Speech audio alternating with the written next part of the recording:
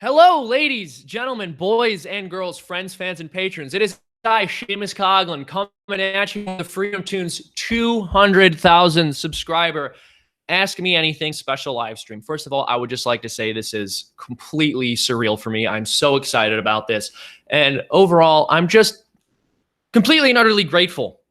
One thing I've been thinking about a lot lately is the fact that in the West, broadly speaking, we tend to take a lot for granted, and people aren't as grateful about their lives as they should be. And while really exploring this thought, one thing I had to come to terms with was the fact that I have been blessed to an unbelievable degree. And if someone who's able to make their living creating cartoons isn't constantly singing the praises of the society, which is economically developed enough to allow them to do this, then no one's obligated to be grateful. So I just wanted to start there by saying that I'm so lucky to have this platform. I'm so lucky to have all of you as fans, and I'm extremely lucky to have the dedicated fan base, which is donating on Patreon so that I can continue to make these cartoons. So the way we're going to start this stream out is I am going to allow you guys to ask whatever questions you might have. And I am also going to be allowing people on Patreon to ask questions. Now, the people who are donating on Patreon are going to have their questions answered first, and they actually asked them ahead of time, so I've had a bit more time to wrestle with these questions so I can give you guys sufficient answers. But, you know, hopefully either way, I'm able to give you guys answers which you consider to be interesting or entertaining, because I am here to give you guys a good show. So let's look into some of the questions that I got from Patreon donors. And some of them are going to get shout outs with their questions. So CJ Schaefer, who's pledged $1, asked a question which I get quite frequently and which is probably important for me to address. What got me into animation?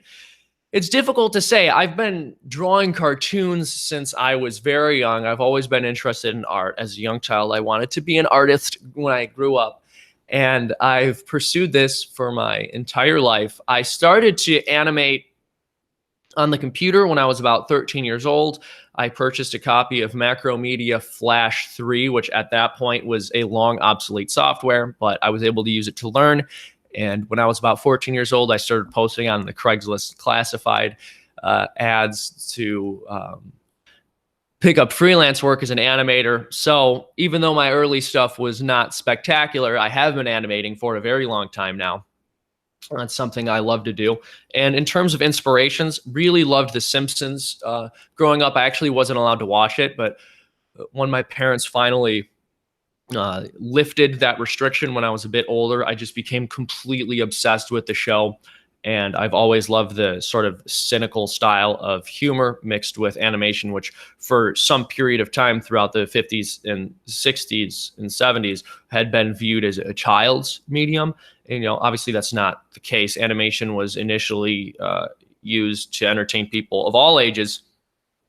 And I think it is one of the most useful tools of persuasion when attempting to make a video which is going to convince people of any given perspective on any given topic. So I am noticing that the stream is blowing up right now. We've got a lot of people asking a lot of questions, and I am very grateful for that. But for those who have just popped in, I want to mention that I do have an obligation to answer questions from Patreon donors first, because I told them about a week ago that they would get special privileges. And so here we are. Before I get into the next question, I just want to reiterate my gratitude to all of you. You are fantastic. It's, once again, incredibly surreal to have the fan base that I have, and also how quick the channel has grown. I did the 100,000 subscriber special back in February, and here we are in July, and I'm doing the 200,000 subscriber special, which is incredible growth to experience. And I owe it to you guys for finding the channel, for seeing some value in it and subscribing. And also, again, for the people who donate on Patreon so that I can continue to get these videos done. And finally, to the people who I'm able to hire as private contractors to get more of these cartoons done. By the way, if you do want to support the cartoon, you can donate on Patreon. There is a link in the description, or you can buy one of these super awesome Freedomtoons t-shirts. So feel free to check that out. while supplies last. Also, you will notice I'm going to be drinking from a coffee mug from time to time, which labels me as the queen bee. I got this at the dollar store, so don't judge me. The mascot at the college that I went to was a bee. So it makes sense because bees live in a matriarchal society, as do many other families of insects. And, if we were referring to wolves, I would be the top dog. I would be the alpha, but we're referring to bees here. So I'm the queen because, again, it's a matriarchal society, and that is the highest position of power. So don't judge me. Going to get back into some of these questions. Tartar Icing, who is pledging $10, has asked, other than Adobe Animate, what programs do you guys use for your work? That's a good question. So yes, Adobe Animate is the primary software, which I use to actually create the cartoons. But when it comes to editing, I use Adobe Premiere. Sometimes there's a little bit of After Effects sprinkled in there. Basically, the Adobe suite is phenomenal, relatively inexpensive. You can rent it monthly, which is what I do. If you're a student, it's $20 a month.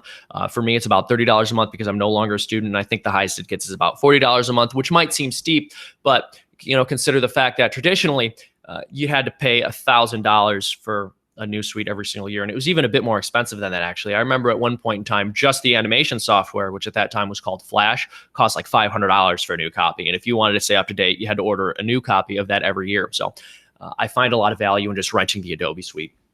And again, with it comes many other softwares besides Adobe Animate. So yeah, Animate, Premiere, mostly the Adobe suite. For writing, I just use Google Docs because that allows me to collaborate with others when I do have people help me with writing every now and then. My buddy Pat will chime in with some jokes and I'll send him some scripts. He usually writes debates with straw men with me. So that's helpful. And to do the audio editing, I traditionally used Audacity, but recently that's something I've had to outsource just for lack of time. So Kevin Brinkman, who's extremely talented, has been editing the audio for these videos. And I believe he also uses Adobe products. So they're crushing it. They're making some good stuff. And it looks like I was just made fun of for pronouncing it Adobe.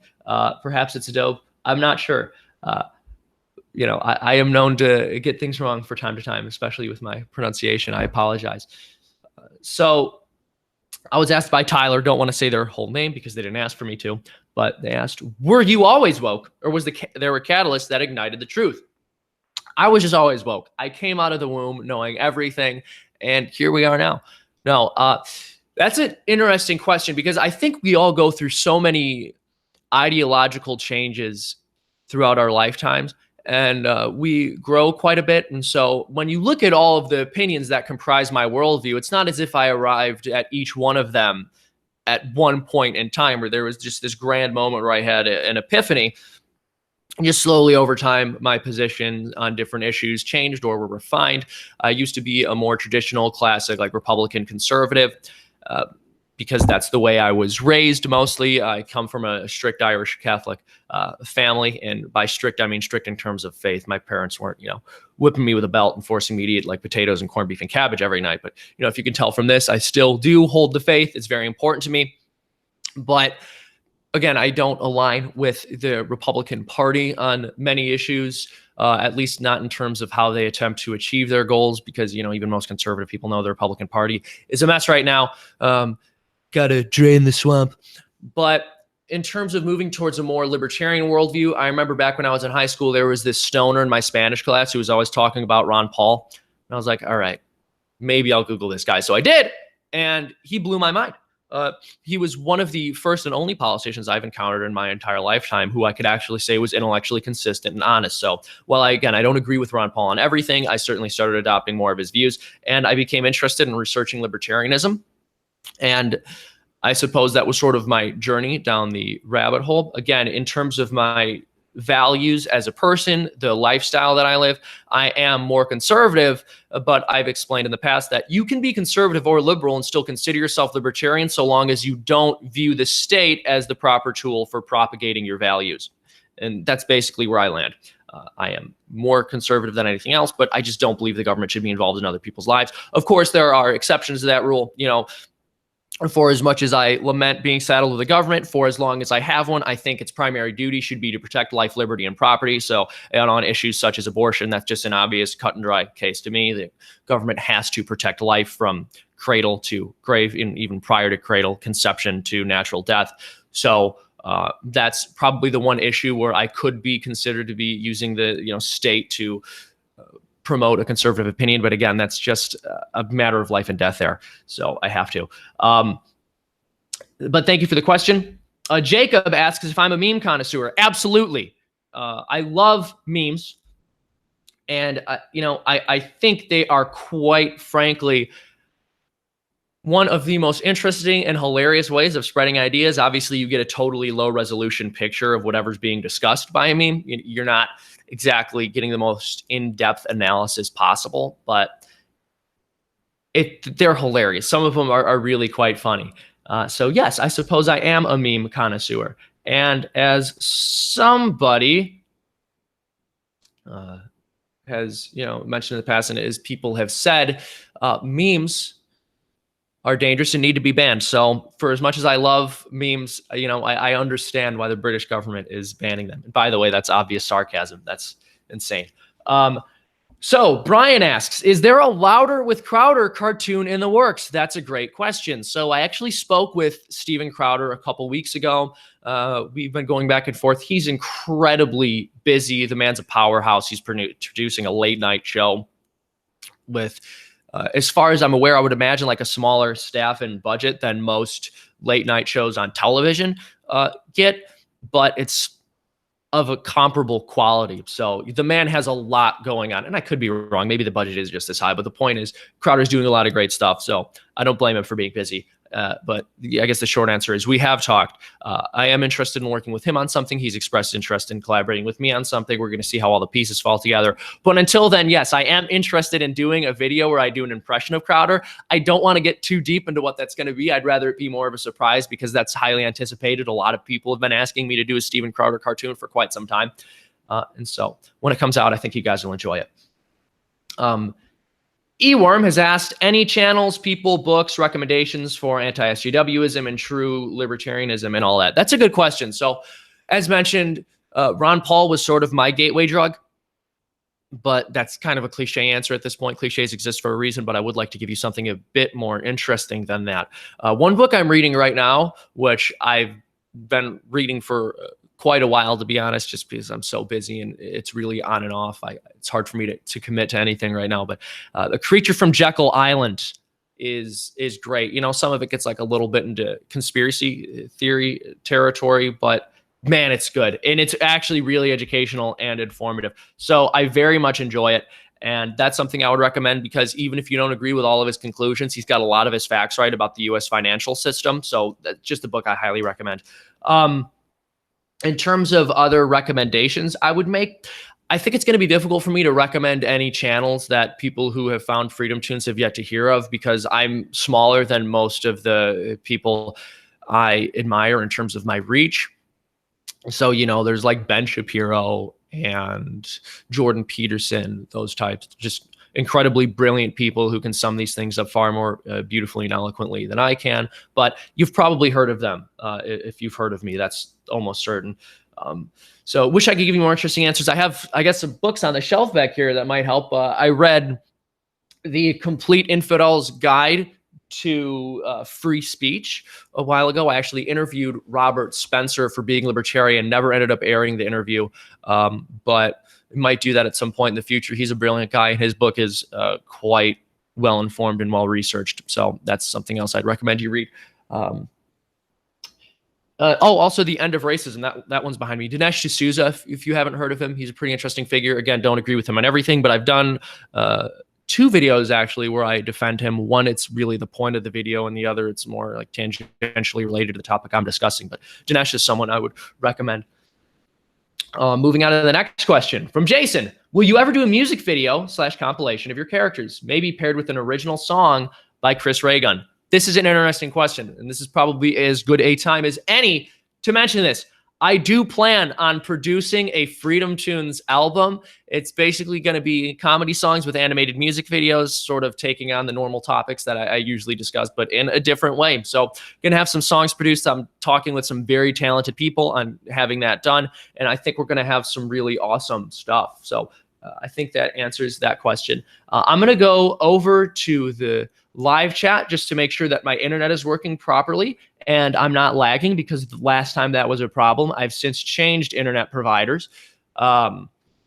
So hopefully that helps. And it does not appear as though we're having a problem with the chat. So great. Oh, and also, as I'm looking at the super chat, I'm realizing we have people donating, and I'm not sure how many people donated so far. Again, I'm sorry, I've been on the Patreon feed. I'm so sorry if I've missed your donation. I'm going to reach out to my moderator and ask her if she's kept track of the donations. I'm almost certain she has. I'll give everyone who's donated a shout out. But Jabbles Boogie did donate $20, which is extremely generous, and I want to thank them for that. And their question is, are traps gay? This is a complicated issue. So if I understand the question properly, what you're actually asking is, are transgendered men who have sex with other men gay? I'm not sure which way this runs. I'm not sure if this question actually asks if the heterosexual cis men who have sex with transgender women are gay, or if the transgender women themselves are gay. It really comes down to a question of whether or not you believe that a transgender woman is authentically a woman. So for whatever reason, this is considered to be controversial. And while I actually have friends who are transgender, just as someone with a respect for biology, for as much as I love these people as human beings and respect their dignity, etc., it seems fairly obvious to me that the answer to the question is no, a man does not become a woman just because he identifies as a woman. I'm sorry if that upsets people, but it's the truth. So a man who has sex with a man who says he's a woman is engaging in homosexual activity. So hopefully that answers your question. I just had $4.99 donated to me by this person, the Subsential Ravenclaw. I'm sorry if I've pronounced that improperly. Again, this is coming from the guy who says Adobe instead of Adobe. Love your work. Your vids are a great way to introduce people to libertarian and limited government ideas. Thank you. I genuinely appreciate that. God bless you for saying that. I'm going to get back over to the Patreon feed and field some more of these questions. But actually, I do want to mention one more thing to the person who just donated. Again, thank you for your donations, because without the money coming in, it's not really possible to continue producing this kind of stuff. So you're part of the solution. Thank you. Jake asks, what are your thoughts on anarcho-capitalism? Does it go too far, or is it the point that all libertarians are destined to ultimately reach? This is a really interesting question, and it's something that I've definitely discussed and wrestled with a bit in the past. As time has gone on, I think my content has become a bit less esoteric in appeal, and I'm not as interested in some of these more like specifically libertarian questions, as you might call them. Perhaps that's the wrong way of putting it, or a mischaracterization. But when it comes to the minarchist-anarchist question, my view on this for the past several years has been as follows. Anarchists want to shrink the government. Minarchists want to shrink the government, right? And anarcho-capitalists are people who believe that the state just shouldn't exist at all, because anything which can be achieved without the use of force should be achieved without the use of force. Therefore, everything that the government does currently can be handled by the free market, private enterprise, etc. Now, some people hear that and their first response is, well, that's utopian because we can't tear down the government overnight. And I think that's a bit of a straw man argument, because I don't really know any anarcho-capitalists who say we should tear down the government overnight. The argument I tend to hear is that over time we should slowly outsource more of what this state does in the essential services to the free market.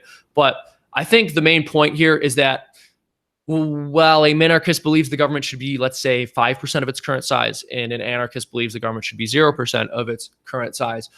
What we should do, as opposed to flaming the fires of this infighting, is work together to get the government down to that 5% figure. And then once the state is 5% of its current size, then minarchists and anarchists can become enemies and have these intense debates over whether or not we do away with the other 5% of the state that still exists. But I think we need to get to that bridge first before we consider crossing it.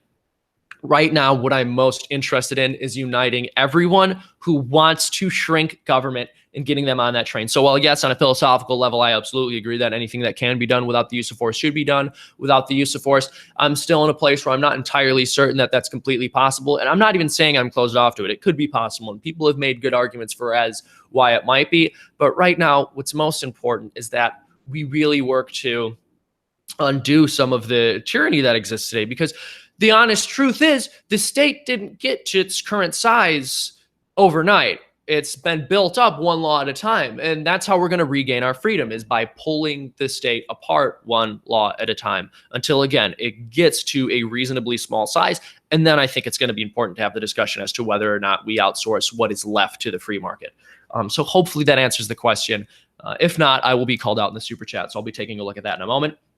But the final question that I have from JD Bryden, who is donating at the $2 level, is, do I have any sweet Freedomtoons gifts? Well, I believe there are some Freedomtoons gifts. I don't know if they're sweet, but this is something I believe we discussed in the Freedomtoons Safe Space group, which is a group for people donating on Patreon above a certain level. And yes, I do plan on having some more Freedomtoons gifts made, and I think that's going to be exciting. So we got some more donations.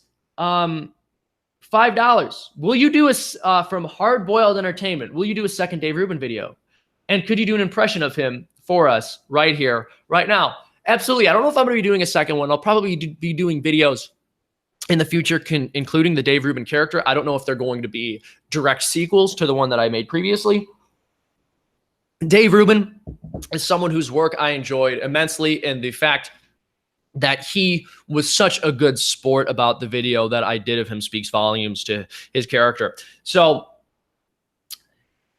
before I get into the Dave Rubin impression, there's just a few things that I would like to say about that video. And this is something I've mentioned in the past.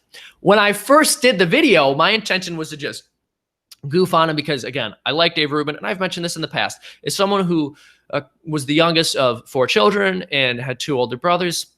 I just learned to express affection through teasing. I think that's pretty normal. And so I love Dave Rubin's work. But after I released the video, some people commented like, wow, you really ripped into him. And that wasn't my intention. I didn't want to like pull Dave Rubin's life apart or make him look like a joke. I was just kind of poking fun at some of his habits. And really, I wasn't actually totally interested in making fun of the fact that he agrees with his guests so often. I just thought it was funny how he said the word agree. One thing I've noticed is that many interviewers use that phrase a lot. It's become kind of an esoteric meme. There are some circles of the internet where like saying I agree with that is a bit of a meme. There's this YouTuber, Primo Spartan, really funny guy. He does these videos where he basically finds like every instance of one of these commentators saying I agree with that in a discussion, and he uses it. It seems like a silly thing to nitpick people for, but it's something that happens a lot, and once you notice it, you can't unhear it. And so really, I just thought the way Dave Rubin said he agrees with that was kind of funny. And so I just wrote this little script pretty quickly, and I thought this will be fun because I could do a lot of different impressions of different people. But then again, I released it, and I was like, man, I hope Dave Rubin doesn't hate me now. And he left a comment saying, I agree with that on the video. So thank you, Dave. I love you so much. I genuinely appreciate that. So I guess I will do a little bit of a Dave Rubin impression. Now, I honestly think the Dave Rubin impression is really actually pretty bad, but people seem to enjoy it. And I think that's just because it's a funny voice. The battle of ideas. The left is no longer liberal. Excuse me, etc., etc. But yeah, Dave Rubin, just a good sport, a nice guy. And I know there are some criticisms of him that people have, but he's such a sweetheart. I can't really say that. I don't know the guy, but he seems like such a sweet guy. I saw a video of him just being like harassed and maligned by some college students while he was speaking, and he handled it really well. He's like, who's changing more minds, guys? Like, and just very calm, and just far more charitable than I would have been in that situation. So he's such a cool guy. But yeah, I suppose that's about all I have to say about that. Good old Dave. So we're going to look at some of these questions. Got quite a few. Do you consider yourself more to the left or more to the right? And that's a good question. As I mentioned earlier, I more identify as libertarian in the sense that I believe the state should just leave people alone. But in terms of my personal values, the way I live my life, I do pursue a more conservative lifestyle. Again, I'm Irish Catholic, Roman Catholic from a culturally Irish background. I believe that, while, again, drugs should be decriminalized. I don't advocate for the use of them. I think the best way to structure a society is to have some sort of standard of sexual ethics and norms, which would suggest that people should be saving the reproductive act for the marital bedroom so that we don't have a bunch of kids running around that people aren't adequately caring for. But again, that's not something I would force on people using the state, et cetera, all the necessary libertarian caveats to prove my street cred. So yeah, I'm more conservative in a lot of ways, but I'm just not a big fan of government action. Freedomtoons, which is worse, communists or fascists? Good question. Really two sides of the same coin. If you look at a lot of what happened in the 20th century and how like ridiculously stupid these governments were, it's hard to like put one above the other. Jordan Peterson has a good take on this. The way he's explained it, I'm not sure this is a perfect way of explaining it, but I think it like cuts to the core of what the public perception is that like a fascist is sort of like the guy that like robs you in the middle of the night with a knife, and it's just this very clear and direct threat. And the communist is the guy who commits banking fraud and like pulls money out of your account without you realizing it. It's more insidious and behind the scenes and does just as much, if not more damage, but for whatever reason, people are less afraid of it. Now, communism actually killed more people in the 20th century than fascism did, and has killed more people overall. Now, we oftentimes as people on the right will sort of use that, or I should say people who are right of left will use that as an argument for as to why communism is worse than fascism. But part of the reason I don't know if that works perfectly as an argument is because fascism was not around for as long. I know we refer specifically to Nazi Germany, which did not last for as long as the Soviet Union did, for example. And so they really are difficult to compare. The one interesting thing about communism, though, is that while both systems are horrifically murderous, I think communism is really horrifically murderous in a much more counterproductive way. But now, actually, that I say that out loud, I'll walk that back. Because you look at what happened in Nazi Germany and the fact that Hitler was kind of trying to create a super race and he was a eugenicist. And the irony is he killed a lot of the Jews who like just happened to score better on the standardized tests that were produced by the eugenics movement. And by the way, me saying that these standardized tests were produced by the eugenics movement is not me saying that they're invalid, but it's just to point out that, Hitler, of course, was very counterproductive in terms of the people he killed. Now, when you look at communism, when they were going through food shortages, they actually killed the people who were better at making food than the other farmers. Because again, the Marxist worldview says if anyone is successful, it's because it's come at the expense of another. So like they're just both horrifically stupid, murderous ideologies, and it's hard to put one above the other. But I think it's important. I'll put it to you this way, actually. Well, I won't say specifically that like communism is worse than fascism or fascism is worse than communism. I will say this. Right now, it's probably more important that we focus our energy on fighting communism because people don't see it for the threat that it is. So in that way, communism is worse. It's more dangerous at the present moment, that's for sure. Opinion on the Supreme Court nominee. I think he's really pretty. I like him. I don't know a lot about him, so maybe I shouldn't give an opinion, but I know he's like a solid Catholic guy. I've heard, and again, like I don't even know if I should be voicing some of these opinions out loud just because of the lack of information here. I've heard that he's sort of on the wrong side of the issue of government spying, but that could be totally incorrect. So I don't know enough about him to comment. I should really leave it at that. Are traps gay, my dude? I answered this earlier. What's your shoe size? Oh man, we got the foot fetish people in here. Kidding. Maybe he's not a foot fetishist, but maybe I've spent too much time on the internet. You look like a gay. Thank you. I appreciate that. Would you rather have voted for Donald Trump or Hillary Clinton? Trump, no question. I'm sorry. Everyone during the election was saying Trump is Hitler. And my take on that was, okay, if Trump is Hitler, Hillary is Satan. Trump's got a lot of problems. Hillary is like the worst human being on the planet. Maybe I'm not being charitable enough, but like the Clinton family is a crime cartel. Trump's not perfect, but will you do a Rand Paul video? Not sure. It really all depends on what comes up. So I find the best videos are ones which are really kind of spur of the moment. And so if I do a Rand Paul video, it's probably not something I'm going to be able to anticipate unless we're talking about like people who directly operate within this sphere, like Dave Rubin, Jordan Peterson, Ben Shapiro, Steven Crowder, etc. I usually don't plan on making videos about people. Like I usually want to make videos about ideas, but then, you know, some ridiculous thing happens, like Trump announces the Space Force or gets criticized for pardoning Dinesh D'Souza. And then that week I'll just go crazy making a video about that particular person. But like, these aren't things I plan months ahead of time. Have you heard of anarcho-communism? Unfortunately, yes.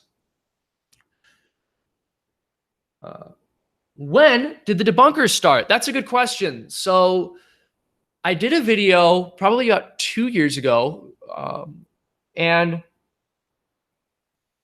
I actually can't remember the name, but it was something about like millionaires versus billionaires. And the idea was that you had a bunch of millionaires complaining about the fact that billionaires had more than them, and they called themselves like the 99.99%. And then the billionaires were the 0.01%. But the point of the video was to sort of express to people that, you know, the United States is basically the richest country in the world. Not basically, but it is the richest country in the world. If you're earning more than $30,000 a year, you are in the top 1% of the world economy. And so essentially what we have with these Occupy movements is a bunch of people who by world standards are unfathomably wealthy, complaining that there are other people who happen to have more money than them. And if they really want to change that and promote income equality, what they would do is give some of their money away to those less fortunate, but instead they just protest the fact that there are people with more than them. So that was the point of the video. But two of the characters in the video were basically the debunkers. There were these characters, and I actually haven't given them official names. I have names in my mind, but I was clever before I announced them. But basically, I had these two characters, one who talked like this, just a stereotypical rich guy voice, and then one who talked like this, because this is also a stereotypical 1% snob voice. And I decided that I wanted to do some reaction videos because I had done some in the past where it was essentially my little animated caricature sitting at a desk as I am now debunking these videos. But I noticed that while some of the misinformation in these videos needed to be taken down, there is like something obnoxious about reply videos. And so I only wanted to continue to do them if I was also making fun of myself in the act. So The Debunkers is kind of this self-deprecating series where they are pointing out BS present in leftist propaganda, but it's also poking fun at me for like taking the time to debunk someone else's YouTube video, because I understand that that does seem kind of silly. And so often you have people who do response videos and they sit there and feel really just intelligent and insightful for having a one-way conversation where they pull apart someone else's argument without giving them a chance to respond. And so I recognized some of that and I wanted to be self-aware about it and poke fun at myself. So I thought, what better way of doing that than having these two really ridiculous characters make arguments which are accurate, but also make it pretty clear that there is something silly about this. This is not the height of intellectual endeavors. So let's check a look at some of this. Can you do a dab on stream? I can, but I absolutely will not. When are you getting Rave Dubin back on the show? He seemed like a great guy. He is. You know, Rave is good. He tends to agree with most of what I say, so I appreciate that. Do you own any guns? Yes. I'm not going to outline everything in my arsenal, but let's just say I'm not a sitting duck. And as I have increased in popularity, which again, I owe to you guys, and I'm totally incredibly blessed. There has been this downside where there are more people who know my name now who don't like me and would probably like to hurt me. And I don't want to get too into detail because I don't like the drama and publicizing this kind of thing. But yes, I have been doxxed in the past and nothing ever came of it. But you know, it's a little bit easier to justify owning guns. Not that you should have to justify it. It is your right. But it is easier to justify them when you can tell every liberal in your life who whines about it that you kind of have security concerns. Can you answer the next question in your jank voice? Of course, right? Okay. So just a question, Jimmy, right? Okay.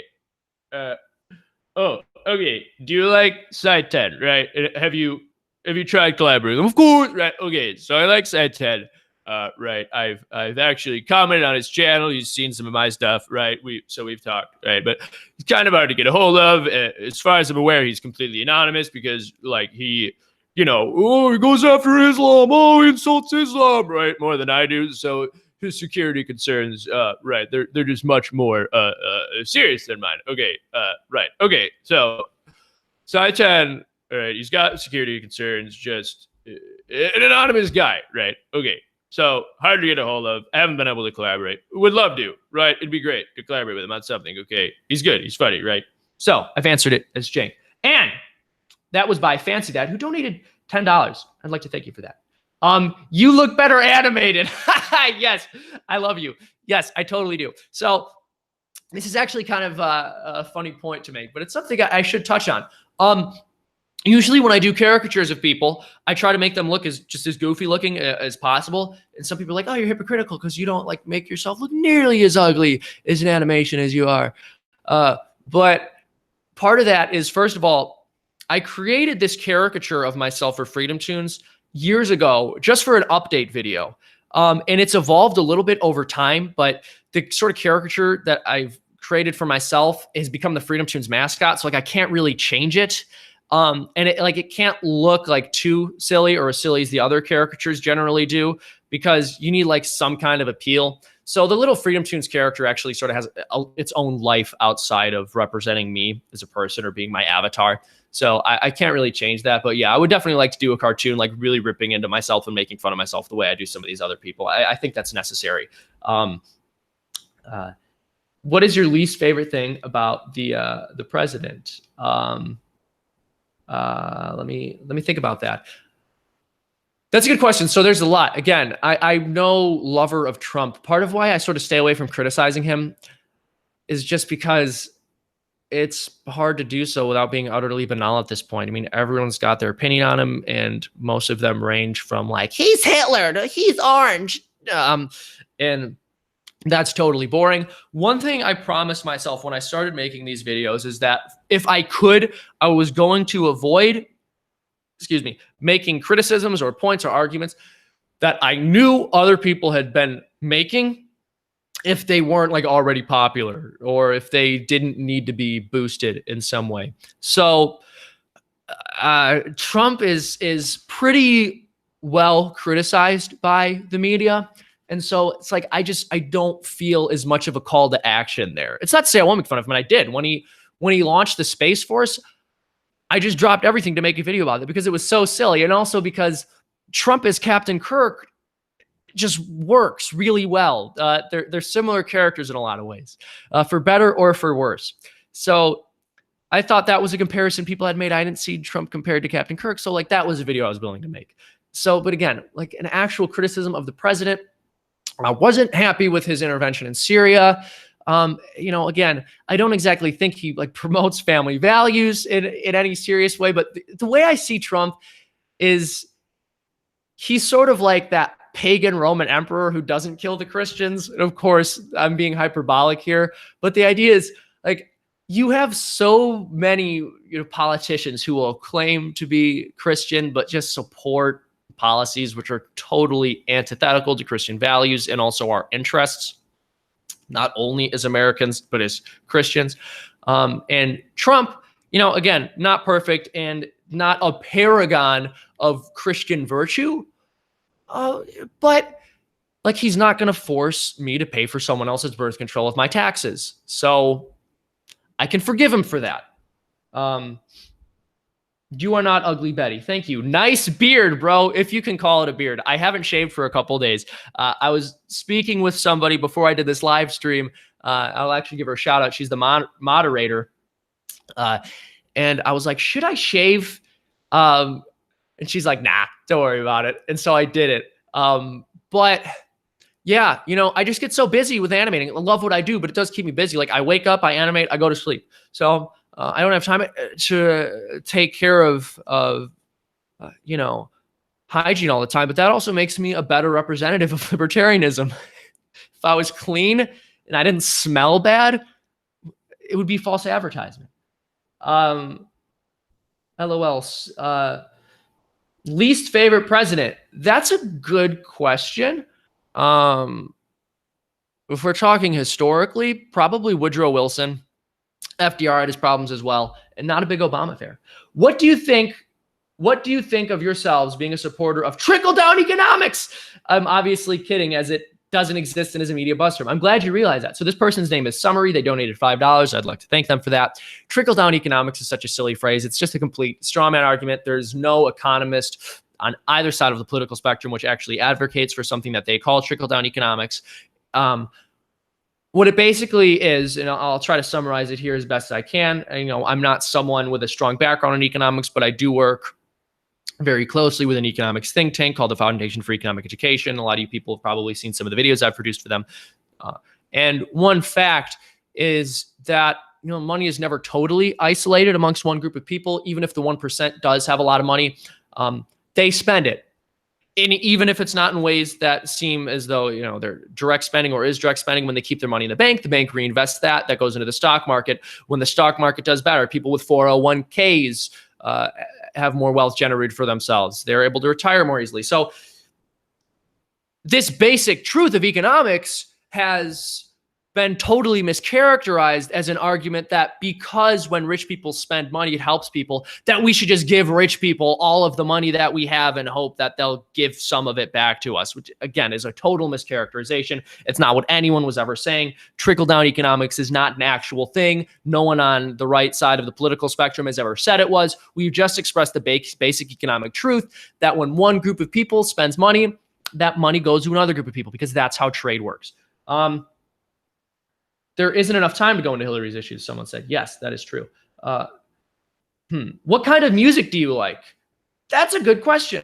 I am a big fan of Kansas. So there's a few songs you guys have probably heard of: Carry On My Wayward Son, Dust in the Wind.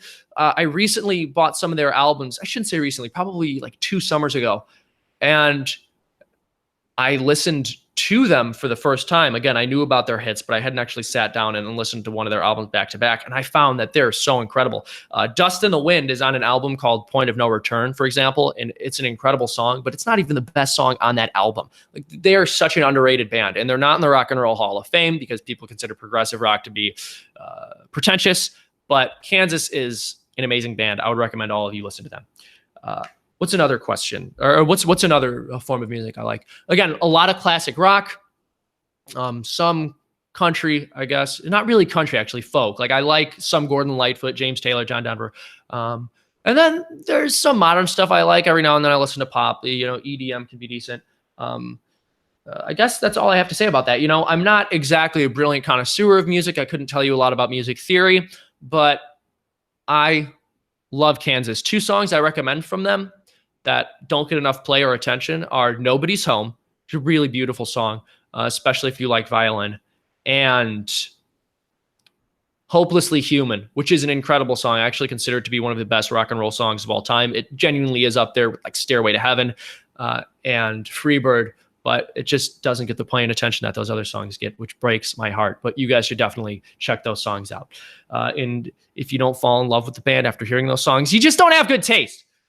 Have you considered collaboration with Political Juice? Because he has some good points, even if his animation is questionable. And that was another $5 donation from Summary. I'd like to thank you again. That's a good question. I am not familiar with the channel. I hate having to say that. I'm not sure who they are. I know it's a little bit awkward. I would love to take a look at some of their work, though. I always feel so dismissive when I say I don't know who someone is or I don't know what a channel is. But like, I just don't. I'm sure they're great, though. I would love to check it out. Check it out. Toto, Africa. Someone mentioned. Yes, I love that song. Speaking of Kansas, what do you think of the Kansas experiment? Can you do a Rush Limbaugh impression? Can I do a Rush Limbaugh impression? I can try. It's like, welcome to the Rush Limbaugh Show on the EIB network. I don't know if he sounds like that, but that's how I remember him sounding as a kid. My dad used to listen to him a lot when we were driving around in our old 1997 Dodge Conversion van. Oh, the days. And the one thing I remember about Rush Limbaugh is he had that rock and roll riff between segments. And as a kid, I remember him having kind of that very grainy voice, but I have no idea if that's how he sounds. I have not listened to him in a very long time.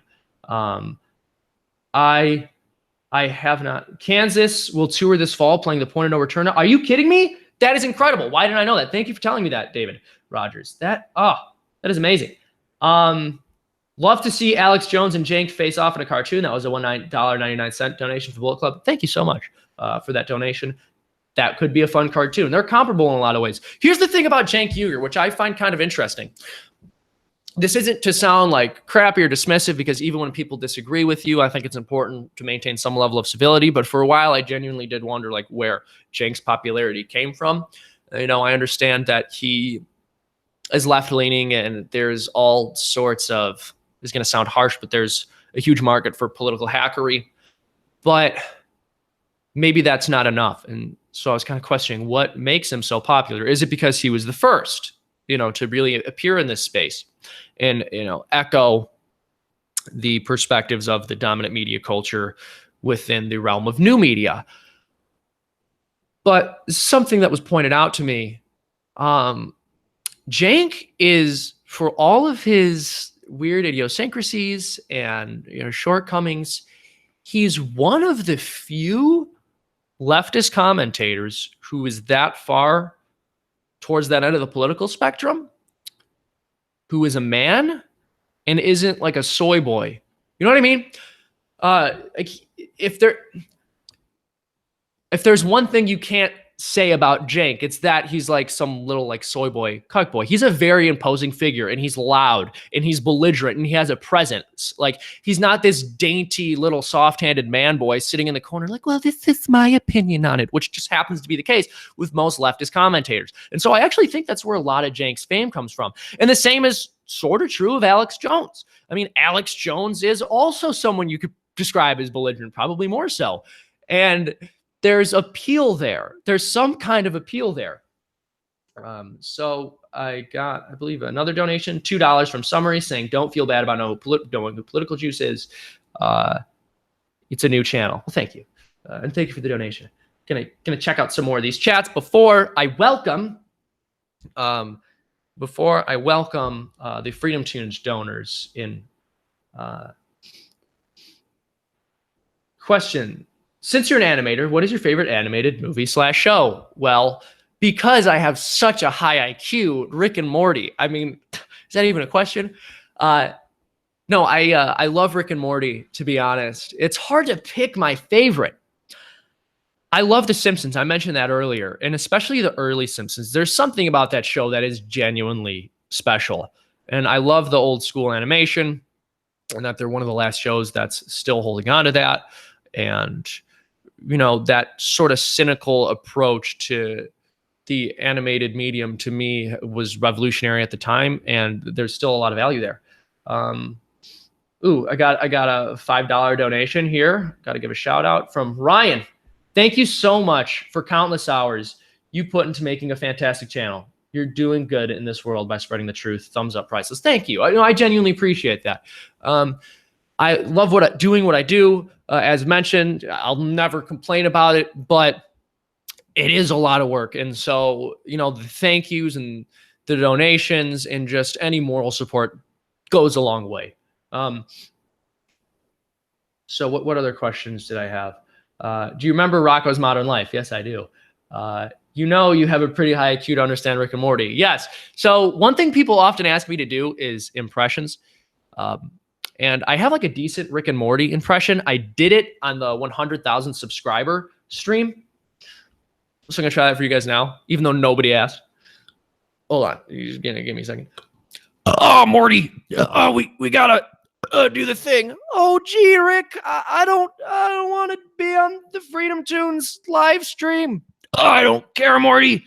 You're here. Deal with it. How sick do you have to be to imagine that? I don't know. Do you believe that conservatism is the new rock and roll? I don't know. I've never heard it put that way. I mean, it's certainly the new punk rock to an extent. If you want to offend people and be edgy, being more conservative is the way to do that. Have you ever been attacked in real life by some SJW for the content of your videos? No, because no one knows who I am, fortunately. That's the plus. I feel like I'm at this level of popularity, which is really beneficial because I'm able to make a living doing what I'm doing. Again, I've said ad nauseum that I'm blessed, but I'll continue to say it because I am. But I'm not at the level of somebody like Ben Shapiro or Milo Yiannopoulos or Steven Crowder, where people are going to recognize me in public and attack me. And part of what I owe to the fact that I don't have the same security concerns as them is I'm usually not on camera. People who see my videos see these cartoons and they don't know what I look like. So it's a positive thing. So I have also, I've definitely dealt with some belligerent progressives in real life, but they didn't know about my YouTube channel and really criticized me over that. Again, I went to an art school, so I've interacted with a lot of these types. You should go on Steven Crowder's show. I would love to. I would genuinely love to go on Crowder's show, and I spoke with him about that. Again, he's busy, so there's some things I'm waiting to hear back on him from. But if you guys want to tweet at him, remind him, don't harass the guy, but just let him know that I'd love to do his show. But he already knows, and so again, he's super busy. I discussed this a bit earlier, but he and I have spoken. We might be collaborating in the future, so it's exciting stuff. I was asked, has anyone you consider an internet celebrity ever complimented your work? Yes, actually. One of my videos was featured in a PewDiePie video. The What White Knights Actually Believe video was in some try not to laugh compilation or laugh or lose compilation. And he watched it and commented on it in one of his videos, which was just crazy to see PewDiePie reacting to my ugly mug. But hey, it was a good day. I've been asked several times if I like South Park. I love South Park. I started watching when I was a bit older. Again, I just was not given access to that kind of entertainment as a kid. A, didn't have cable. B, parents just wouldn't allow me to watch that kind of stuff, and for good reason. It's not for children. But when I found South Park, when I was 14, 15 years old, when I got to the point where I could sort of browse the internet without my parents knowing exactly what I was up to, and check out southparkstudios.com where I had all the episodes, I realized what a gem it was. Because as a kid, my perception was that South Park was just the foul-mouthed cartoon with these kids saying edgy things for the point of saying edgy things, or just for the purpose of saying edgy things.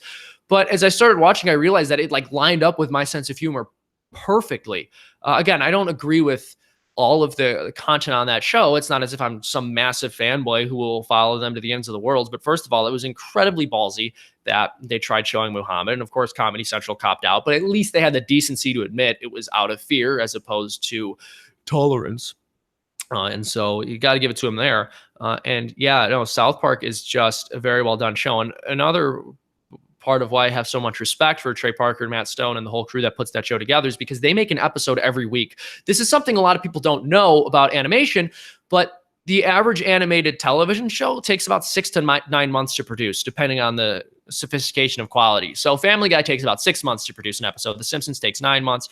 And again, if you're still watching any of these shows, I would like to mention, for whatever people want to say about The Simpsons going downhill in terms of quality, the animation is still really good. It doesn't have the same rubbery feel as it did early on, but it's still a good looking show. So The Simpsons takes 9 months to produce an episode, but of course they've got $1 million budget per episode. And so they have a crew of many people working on each episode. That's how they're able to release one each week.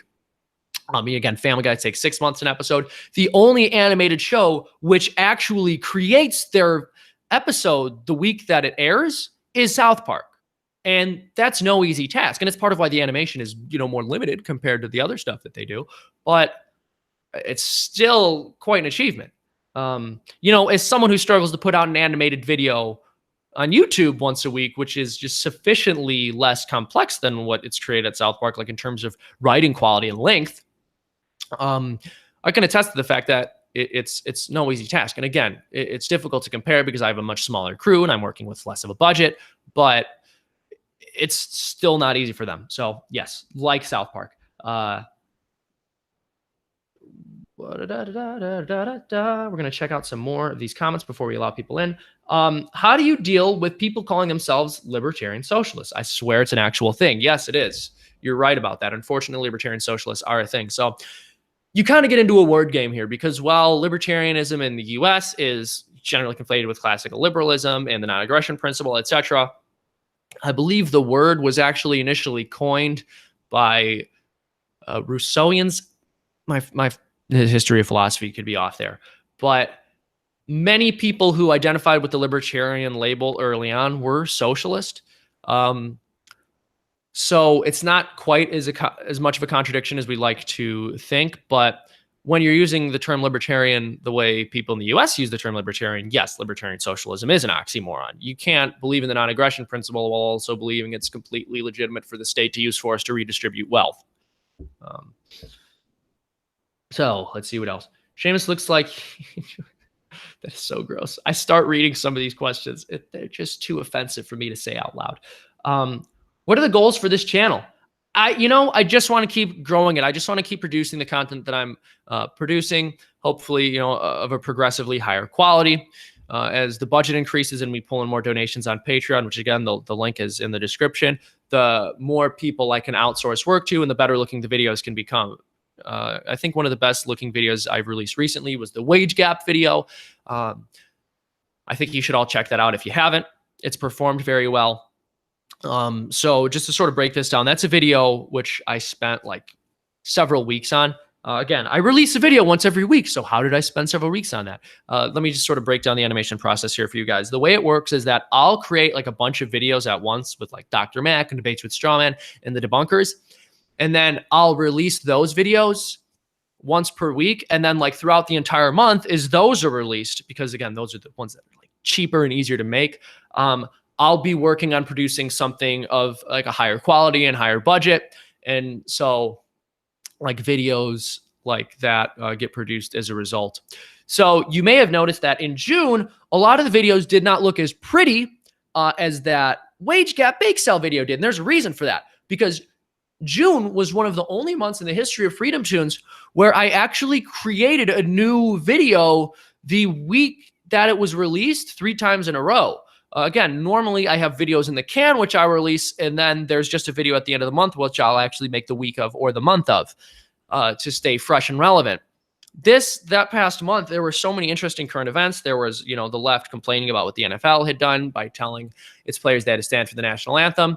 There was Dinesh D'Souza being pardoned and the left losing their minds over that, despite the fact that it was an obvious political prosecution. And then there was Trump declaring that he wanted to create a space force. So I had to do a video on each one of those topics. I did. But, when you're doing a video the week of, again, you only have a week to create it. So it doesn't get to look as pretty. But for the most part, we're going to be returning to some of the stylistic choices you see in the wage gap video and other pretty videos. Feminism isn't needed in the West. Yeah, I mostly agree with that. Could you make this animated? Smoother, crunchy peanut butter? Yes and yes. No, actually making this animated would be quite a bit of work. What other questions do we have? I think it's about time for me to welcome some of the Patreon donors. But first, I've got a donation for $2 from Lee Cobb, who says, I'm a communist. Can we talk sometime? Love you. You know what, Lee? Yes, we can talk because we disagree on a lot of things. And communism is wrong. And hopefully I can dispel you of some of that without coming off as too condescending. But yes, I'd love to chat. Again, went to an art school. I'm mostly used to dealing with people who have different opinions than I do. It's interesting because on one hand, I'm sort of insulated in this bubble where I produce these videos on Freedomtoons and I get a lot of feedback from my YouTube subscribers and my Patreon donors. And for the most part, it's congratulatory because people agree with my opinions. And even the people who don't agree with my opinions like the way I express them. And that's why they're donating and subscribing. And so, half the time I'm thinking, yeah, we're gaining ground. But then I go to a local coffee shop or run into an art student or a colleague in the animation industry or a friend from college and have a conversation with them. And I think, oh my goodness, the world is losing its mind. So it's complicated. Communism is fun, sexy, and gorgeous, like VD. I totally disagree. That's just wrong. That's just not accurate, in the words of Hillary Clinton. By the way, the lights I have set up to illuminate my face are really hurting my eyes. So I'm going to throw these sunglasses on as I drink from my Queen Bee cup. One more thing I'd like to say before I welcome some of my donors in. This beautiful t-shirt can be purchased at the link in the description. And also, if you donate $20 a month or more on Patreon, you will get a t-shirt sent to you. So consider it, honey. You look like, what was this? I was told I look like hopefully a gay frog. I'm losing everything in super chat. I'm sorry, you guys. Do you do work outside of this YouTube stuff? Yeah, I do. I'm a freelance animator. But most of the stuff that I produce ends up going on YouTube. So one of my largest clients right now is the Foundation for Economic Education. They're a phenomenal think tank, which is mostly impartial and unbiased. But because of that, that means like they agree with me on economic issues because best practices suggest that market economies improve lives for people and quality of life overall, etc. But yeah, I work with Foundation for Economic Education quite a lot. Check out their YouTube channel. I produce a bi-weekly series for them called Common Sense Soapbox with Seamus Coughlin, and I also take care of other animation needs that they have. We're going to be launching some new animated series as well, so that's exciting. I have worked in the past with a number of other groups and organizations. There's other like larger groups that I freelance with, but they're not explicitly political, so I don't know if it would be in good taste for me to, say their name out loud on this stream, given that this is a more political context, and I don't want it to appear as though I'm insinuating that they endorse all of my political views, because you're just never going to find anyone who does, and to suggest otherwise, even inadvertently, can hurt their bottom line, and I don't want to do that. Can you make a Ben Shapiro impression, please? Okay, folks, if you're going to ask me to do a Ben Shapiro impression every single time I make a live appearance, I'm just going to have to stop making live appearances, because the fact of the matter is, to do a Ben Shapiro impression, you have to speak extremely quickly and extremely eloquently, and that can be difficult. It takes a toll on a person, all right, folks? So the bottom line is, the reason most people on the left can't do a decent Ben Shapiro impression is because it requires a certain level of brain power that most of them just don't have, quite honestly. So the idea that every single time I'm on the stream, you're going to intellectually exhaust me by having me pretend to have an IQ of 215, as Ben Shapiro does, and emulate that with any degree of success is quite frankly ridiculous. And I have to stop right now because I'm going to start stuttering. It's extremely difficult to talk this quickly.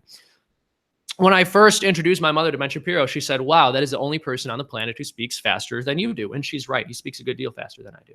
I got a $2 super chat, and they said, keep up the good work. And I'm so sorry, but I lost their name. Let me try to look for it so I can give them a shout out, because it does not feel right to get money donated. It was Timothy Abraham. Thank you for that donation. Now you look hot. Why? Is it because I'm speaking like Ben Shapiro? Wink. Oh, it was the shades. All right. I'm putting them back on, folks. Okay, folks. I'm going to put these shades back on. This is to protect the world from my laser vision. And just to pay a little extra fan service, I can do my hacky Jordan Peterson impression, because it's like, if you're not embodying the archetypal mythos of the hero by metaphorically dying, you're never going to kill the bloody snake, man. It's like, oftentimes people ask me how I deal with postmodernists when they ask me these ridiculous questions. And generally, my best response, and one that I found is quite effective at dealing with these people, is I say, your mama's so fat, she's the archetypal overweight mother. That's mostly how I win arguments against these people, because they just don't have a decent comeback. They're so unsorted you wouldn't believe. They never have the time to contemplate solid intellectual defense, so they can't respond to an argument like that. But, if you took 100 of the fattest mothers, let's say, and you took the fattest of all of the 100 fat mothers, and you did that 100 more times, and you extrapolated the data and ended up with the fattest of all moms, something like that, that would be your mama. So step off, punk. That is Jordan Peterson. That, I believe I've accurately represented his perspective on that. It's absurd. He is top dog. One thing I want to mention too, this is something I said. So I was giving a talk in LA, which was just an amazing experience. And of course, it's not like this was a crowded room, like 60 people registered to go, and then like 20 people showed up. So, it was no smashing success, but I was privileged to have 20 people who actually wanted to sit down for an hour and just listen to me gab. And people bought t-shirts, and I got to hang out with fans after. It was incredible. But I was discussing Jordan Peterson and Ben Shapiro and Dave Rubin and all of these people who I've made fun of and done impressions of in the past. And I mentioned that most of the people who I've made fun of and had success poking fun at are people who I love dearly. And there are a few reasons for that. First of all, I'm generally better at imitating people who I admire, because what generally happens is, as I'm consuming a lot of content from a particular person, whether it's podcasts or lectures or what have you, I'll inadvertently adopt some of their speech patterns, and I'll, have some level of self-awareness and say, oh, wait, I'm calling this absurd because Jordan Peterson calls things absurd. That's not actually my word for that. And so then I'll put that aside in a little box called Jordan Peterson impression. And the more I listen to him, the more I inadvertently adopt his characteristics, the more I place them in that box once I realize what I'm doing. And so eventually I just end up with a decent Jordan Peterson impression because I know how he talks, bucko. And so, it's difficult. You'll notice like with the Cenk Uygur impression that I do, it's not nearly as good. It's actually pretty bad. And kind of the point is it's supposed to be bad. And that's the joke, because I don't listen to Cenk as often as I listen to these other guys. And I don't admire him, as much. Again, that's not to like dump on him, because I don't like this idea of just shitting on people because I disagree with them politically. But, it just stands to reason that I'm going to disagree with him more. I'm not going to relate to him as much. So I'm not going to have as good an impression. But the point I'm making here with this extremely, as per usual, long-winded explanation is that when I made fun of Jordan Peterson, he shared it on his Facebook page. When I made fun of Ben Shapiro multiple times, he shared it every single time. One of the times he even played it on his podcast. And when I made fun of Dave Rubin, he commented in agreement, making fun of himself. Okay, if that doesn't tell you which side of this debate you want to be on, hopefully the facts will, because I'm telling you, like, it's just better to be with people who have a sense of humor about themselves. Oh. Do your feminist impression, please. I was told my feminist impression sounds like Mickey Mouse. Like Mickey Mouse has a more robust voice, I think. Oh, so it's not quite. But yeah, the feminist voice does sound like Mickey Mouse. Again, part of the reason the feminist voice sounds like Mickey Mouse is just because I can do like decent voices and impressions sometimes, but often what happens is I'll write a character and then I'll have to create a video, and as I'm recording it, I'm like crunched for time, so I'll just like do the most horrific voice I can pull off the top of my head, and that's what you end up with. So a $5 donation from Nonpartisan Media, just sending this because of the Ben and Peterson impression. Keep up the good work, bro. Love your cartoons. Dude, I love you. Thank you. So you guys are awesome. And what I'm going to do now, because I promised to do this 10 minutes ago, is I'm going to welcome the people who have donated on Patreon into this chat so I can have a lovely conversation with them and so that they can ask away to their heart's content. So let me create a little post to Rooney. People donating more than $2 a month on Patreon have access to the Google Hangouts that I do. And I do those with some level of regularity.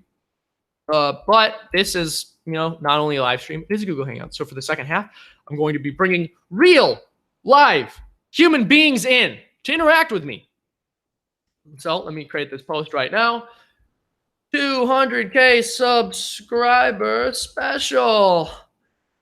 Hop on in if you dare. You gonna be in front of all my subbies live. But if you down for that, feel free to hop on in and ask me questions, and we can have a fun old time. And we are going to post that to the Patreon donors and see who pops in. It usually takes a couple minutes. Why? Because nobody loves me. I'm kidding. They're such good people. I'll never question their love. They're so good to me. So wait, did somebody oh, never mind. My apologies. Good, I got thoughts. Make the thing stop shaking. Was something shaking? I'm sorry. Do you agree the left has won in regards to identity politics? Well, they haven't won in the sense that they've created a robust intellectual argument. But yeah, I suppose you could say in some ways they've gained a lot of cultural ground. This is funny because I was speaking with Lou Perez a while ago, who's from We the Internet, which is a hilarious YouTube channel you guys should check out. And they're a great Facebook page as well.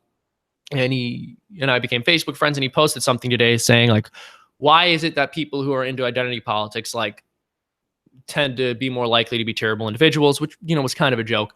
Take that with a little bit of a grain of salt. But my thought is, like, with identity politics, I think part of it is that when you aren't as successful as you'd like to be, but you're too hubristic to really come to terms with that and make the necessary changes in your life, it helps to be able to identify with a group because it alleviates a lot of your responsibility, man. And so, yeah, there is something appealing about that. And that's why a lot of people are as invested in identity politics as they are. But it doesn't fulfill you. And it doesn't really give you a genuine sense of community meaning. Now, don't get me wrong. It's okay to identify with certain groups to a reasonable extent. But when your whole life is seeing people as members of a category, you're going to inevitably become miserable. And there are many reasons for that. I could dive into the psychology, but I wouldn't do as good a job of it as someone like Jordan Peterson generally does. So watch his videos. I make cartoons. Oh, the pen is shaking. That's what people are talking about. That's hilarious. That is probably so distracting. That's hysterical. That's just been wiggling the whole time. So I put this here to make myself look more professional. A fun story behind it. My papa was a principal at a high school, and this is what was on his desk, and he gave it to me after he retired. So I'll stop that pen from shaking. I'm sorry. That's actually really hilarious. But no, I guess to really give you a more fleshed out answer about identity politics and finish my sentiment there, finish my statement really, is I think you're going to be more miserable overall if you just see yourself as part of a group identity, because the fact is you begin to see most of the problems in your life as a product of society as opposed to a product of yourself. And the truth is, if you could actually choose between your problems being a result of the world or your problems being a result of yourself, you should probably choose to have those problems be a result of your own actions, because you can change your actions, but you can't change other people.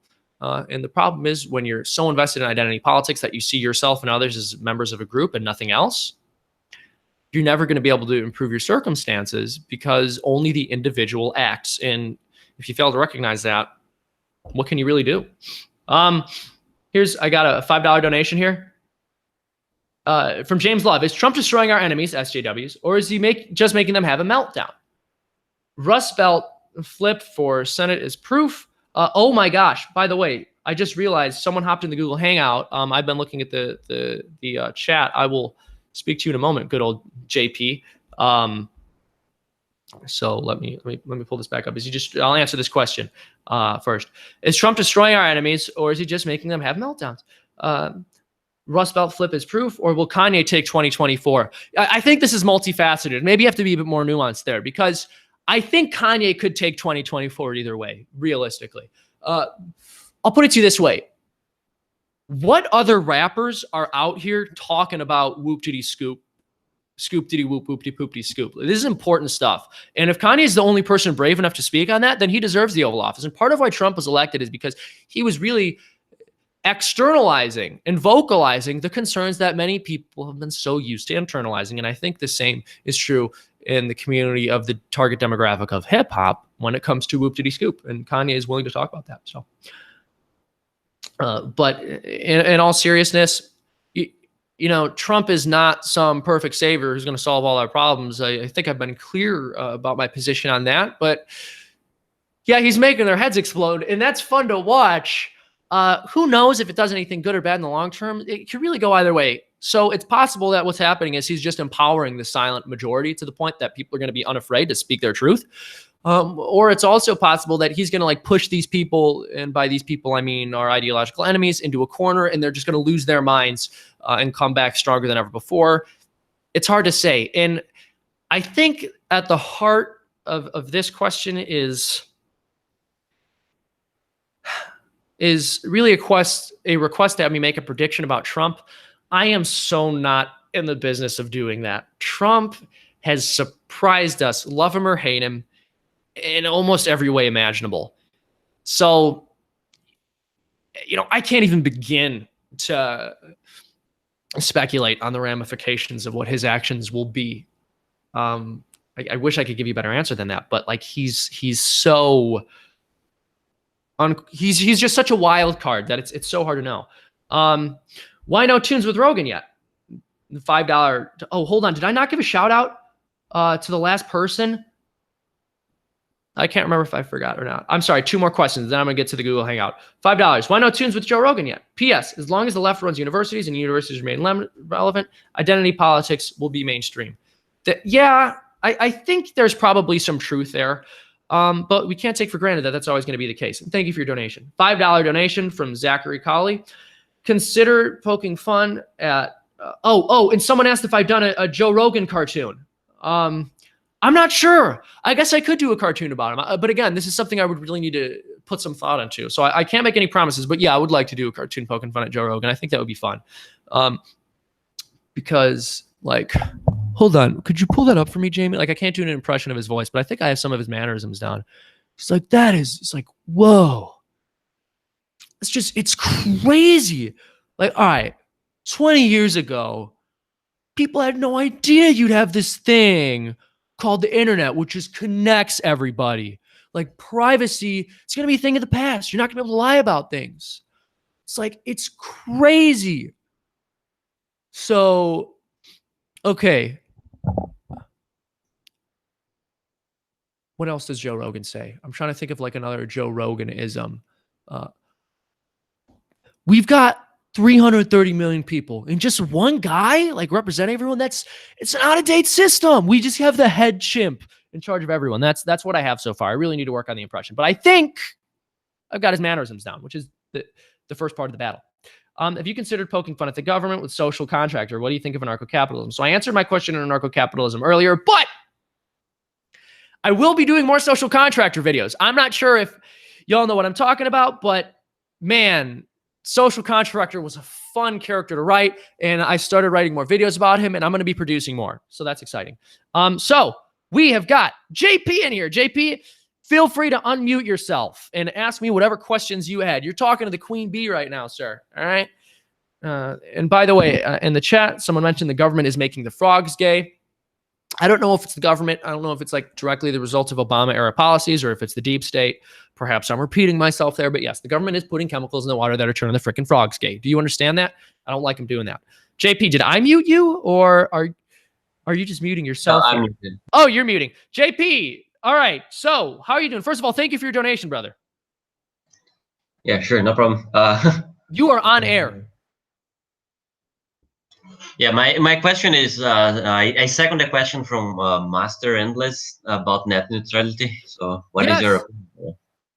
That's a good question. So I did a video on net neutrality a while ago, really a couple of years ago, and I actually don't think it's up anymore for a number of reasons. But I tried doing a video on this again, and my opinion on net neutrality I think is actually pretty unpopular. I'm happy to go into it, but the reason I'm explaining it here as opposed to in a video is because when I was making this video, it was when net neutrality had just been repealed, and I knew if I wanted to produce this, I had to be done quickly, and I just recognized that like this was such a complicated and nuanced issue, at least from the angle I was seeing it from, and I just wasn't going to have enough time. So my instinct, don't hate me here. Yeah, I'm honestly not in favor of net neutrality, and I have some reasons for that. The reason I didn't do the video is because when I posted some of the research that I had done on this, I got so much feedback from patrons going both ways. But most of the feedback consisted of them sending me articles with all sorts of information that I hadn't considered or I had considered and had a rebuttal for. And so there was just so much more reading I knew I had to do. But my take on it is this. And like I'm open to being persuaded here, but mostly I see it as a solution searching for a problem. So here's how I'll put it. With net neutrality, the argument is if we don't have net neutrality, ISPs are going to be able to charge people based on internet usage as opposed to just offering one flat fee for everything. So they'll sell you a package which allows you to use Facebook or a package which allows you to use YouTube, etc. But I don't know. I don't necessarily know that even if that would occur, if it would actually be a bad thing, because I just don't think it's fair necessarily to charge everyone a flat fee, because why should some granny who's only logging onto the internet, once a month to check her email be paying for the same high-speed internet with the same bandwidth that I need to post, animated YouTube videos at a high quality? Like, I feel like she's subsidizing me in that equation. And I don't know that that's fair. But even so, without net neutrality, we don't even know it would be the case that ISPs would do that. But I guess my argument is like the worst fear I think people have about net neutrality being repealed is that ISPs, again, will be able to charge people on the basis of the amount of usage as opposed to charging a flat fee. And I don't necessarily know that that's a bad thing. But hey, open to having my mind changed. So if you have some thoughts on that, feel free to air them. I would say I agree with that. Oh, okay. You agree. I appreciate that. Net neutrality is basically the fairness doctrine for internet saying a bad idea. Oh, here's another thing about net neutrality too. Just aside from its proposed goals, just giving the FCC any oversight over anything is frightening to me, especially the internet. And now, to be fair, there is something that could be potentially fishy at work because, after net neutrality was repealed, it was one of the first examples, at least in my lifetime, of the government taking power and then relinquishing it. And there's something that seems strange about that. So at first my thoughts were, wow, the government's giving up power that it has. That's awesome. So I should support the repeal of net neutrality. But then there's the cynical part of me that's saying like, wait, why are they doing this? Like maybe there's something else at play. So again, I don't know, but as a general rule, yeah, I'm against net neutrality, which is an unpopular opinion amongst YouTubers, but it's my opinion. What computer, by the way, someone in the chat asked a question, which is important. What computer do you use? So right now I have a Wacom Cintiq Companion, comes with a drawing pen. This one wasn't super, I bought one last year. It ended up having problems. Fortunately, I had a warranty and bought a new one, so I can't exactly sing its praises because it only worked for about a year before I had to get it replaced. But what I'm using, I do generally like Wacom products. I have a large desktop that I built recently, and it's got just a 22-inch pen display. So that's what I use. And can you do a Hitler impression? Yeah, don't think so. I'm not sure if I've heard enough of what he said. But I guess maybe like I would just scream angrily in German, but I can't speak German. So 999. Yeah, exactly. It would just be 999. So Kevin's hopped on in. Kevin is someone I gave a shout out to early in the stream. He is actually the audio editor for Freedomtoons right now. And he's given me a bargain for it. So anyone who needs audio work done, I'd recommend you hit him up. But Kevin, thank you so much, man. Yeah, no problem. So anyone who's in this chat, or I'm sorry, the actual Google Hangout, just feel free to throw questions my way. I'd love to chat with y'all because that's an important part of the 200,000 subscriber special. By the way, I'm not sure if you guys noticed if you were here earlier or not. As my mug explains, I'm the queen bee. There's a reason for this.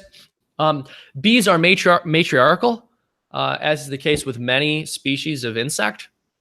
Their relatives, including ants.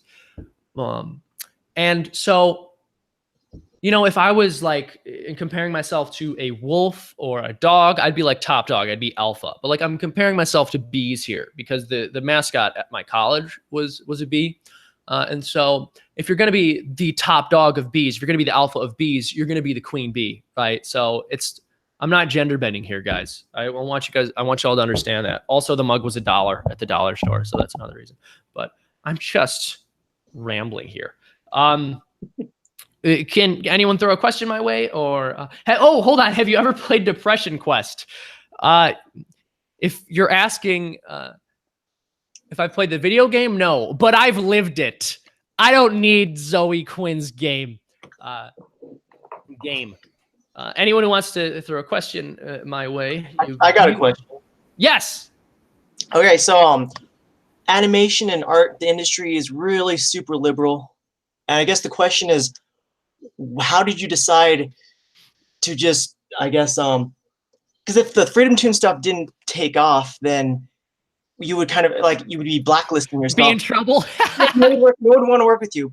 How did you get the courage to just say, fuck it, and then do it? Well, people don't want to work with me, generally speaking, because of my horrific personality and the low quality of work I produce. So I wasn't losing much. Of course, I'm kidding and being self-deprecating here, but that's a good question. First of all, before I answer that, like, would you like to give yourself just a shout out, say how much you're donating, your name and everything? You don't have to, but if you want to, I'd like to give you that opportunity. Okay, yeah, I'm Brian. I guess I'm just donating the $5 tier. It's not, got to help you out and do what I can. Thank you. I know, and I appreciate that. So this is a good question. I made a joke earlier about myself being horrible to work with, and at the expense of sounding like I'm bragging. I'm actually usually really easy to work with. And the reason I say that is just to kind of help everybody understand that in this industry, your livelihood is very much based on your reputation. You can be really talented, but if you're a prick, you're not going to get a lot of work. Like, people will not want to deal with you. And so I understood that there was a certain risk that I was posing to my reputation, but throughout my entire life, I have been so passionate about the issues which I speak on that I knew I would be completely miserable if I wasn't able to speak on them. And, as Jordan Peterson says, it's difficult and it's dangerous to speak out on things, but it's more dangerous not to. And I think there was a part of me that realized that. And believe me, man, there have been points in my life where I have been horrifically and extremely nervous about what I'm doing and wondering if it's going to come to bite me in the butt. If this is going to really go anywhere if it's just going to be a blemish on my reputation. But at the end of the day, I just genuinely feel that what I'm producing is something that I would be miserable if I wasn't producing it. And I have perspectives I feel need to get out there. And here's the sad truth, man. Well, you're right that animation and media, generally speaking, tends to be overwhelmingly left-leaning, not only in terms of the politics of the people in the field, but just the general temperaments of the people which enter, personality-wise. When you get people behind closed doors and they're vulnerable, you will find there are more closeted conservatives than you would think.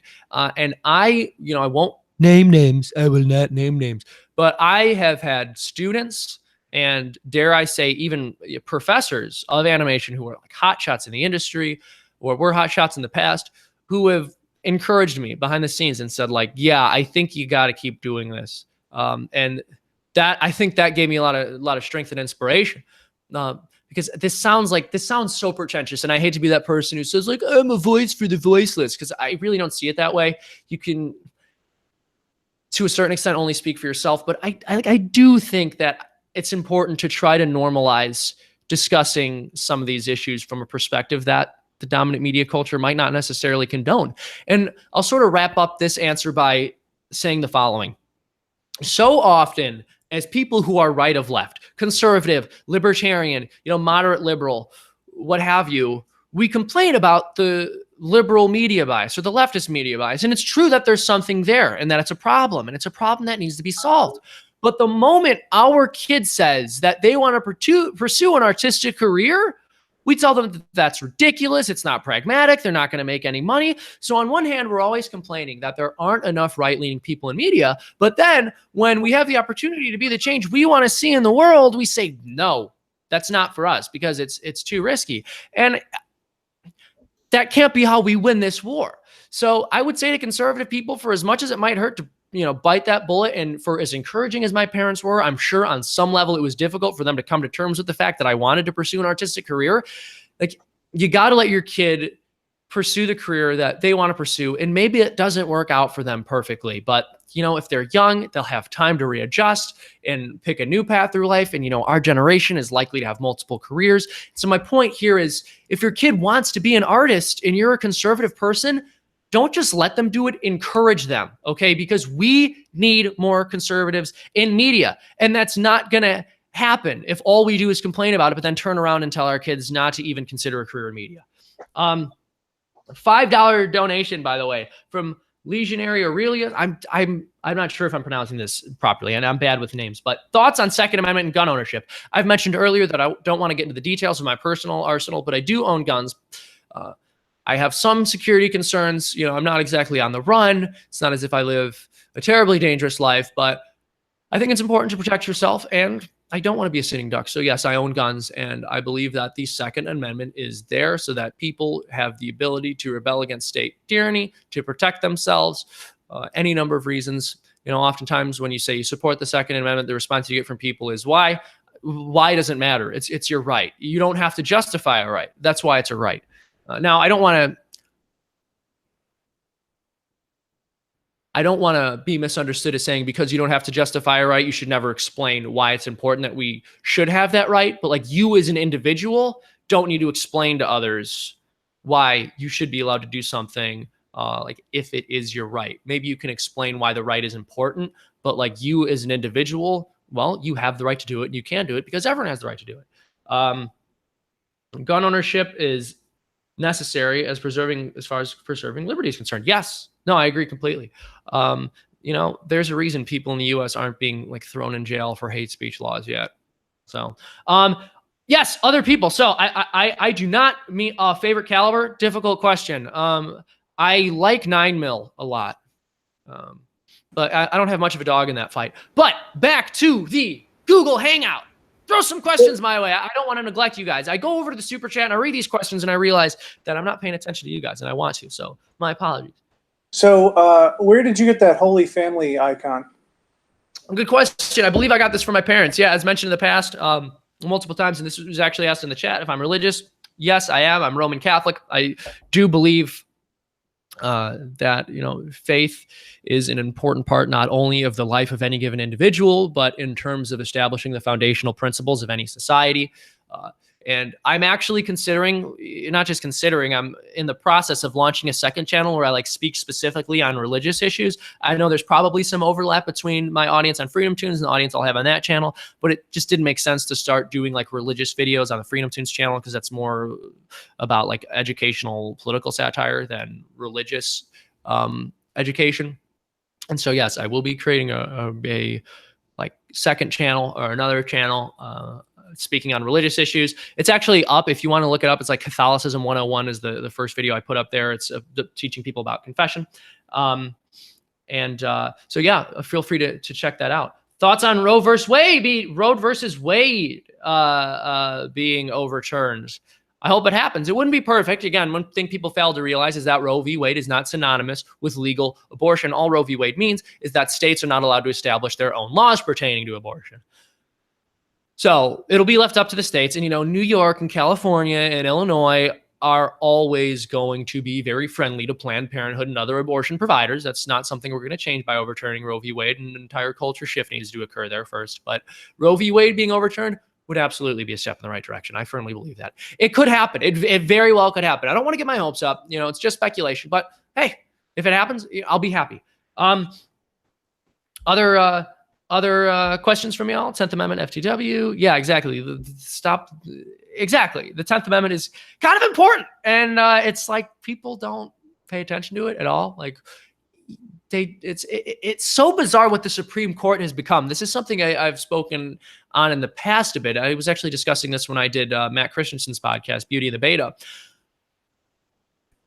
We were freaking out when the seat in the Supreme Court was unfilled after Obama made his appointment. And, you know, whether or not you agree with what the Republicans did by, you know, blocking his choice, a lot of the hysteria was totally unwarranted. Oh no, we're not going to have, you know, sufficient number of lawyers in black robes to set policy for the entire nation. How horrific. States and even the federal government will have to figure things out based on what the people want, as opposed to what a set of elitist judges have decided. How horrific.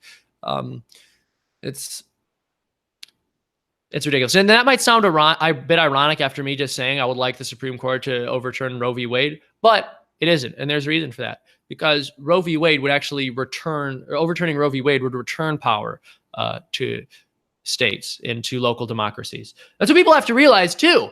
Every time the Supreme Court rules on anything, in favor of any kind of government action from the federal government or any kind of ban, they are taking away the power of local democracies, because people can no longer vote on these issues. And, you know, I'm not exactly the biggest fan of democracy on like an ideological level. It has its problems. But after the election, you know, when the right was trying to explain to the left that we have a Democratic Republic, and that's why an electoral college is necessary and important, because we just can't have a pure democracy.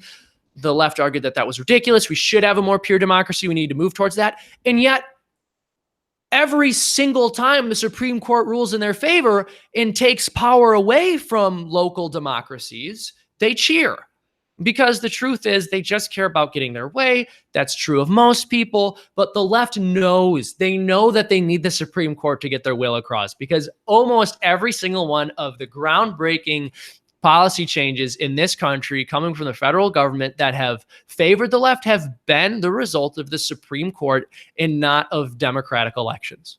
The left knows that their ideas are deeply unpopular with the American public, and the Democratic Party is far more radical than people are willing to realize. For example, while many people in this country might identify as pro-choice, very few people believe that late-term abortion should be legal, that up until the 9th month, when the baby's poking its head out, that you should be able to kill it. But the Democratic Party's platform is that that should be completely legal, right? So people fail to realize that the Democratic Party has very deeply unpopular values, and the only way that they can see them come to fruition is if the Supreme Court forces it onto the American people. So I know that was a long-winded explanation, but hopefully it gave you some insights into my perspective on this. I got to head to Brian says yes, has to head to work. Brian, thank you so much for joining in and for your donation. Well,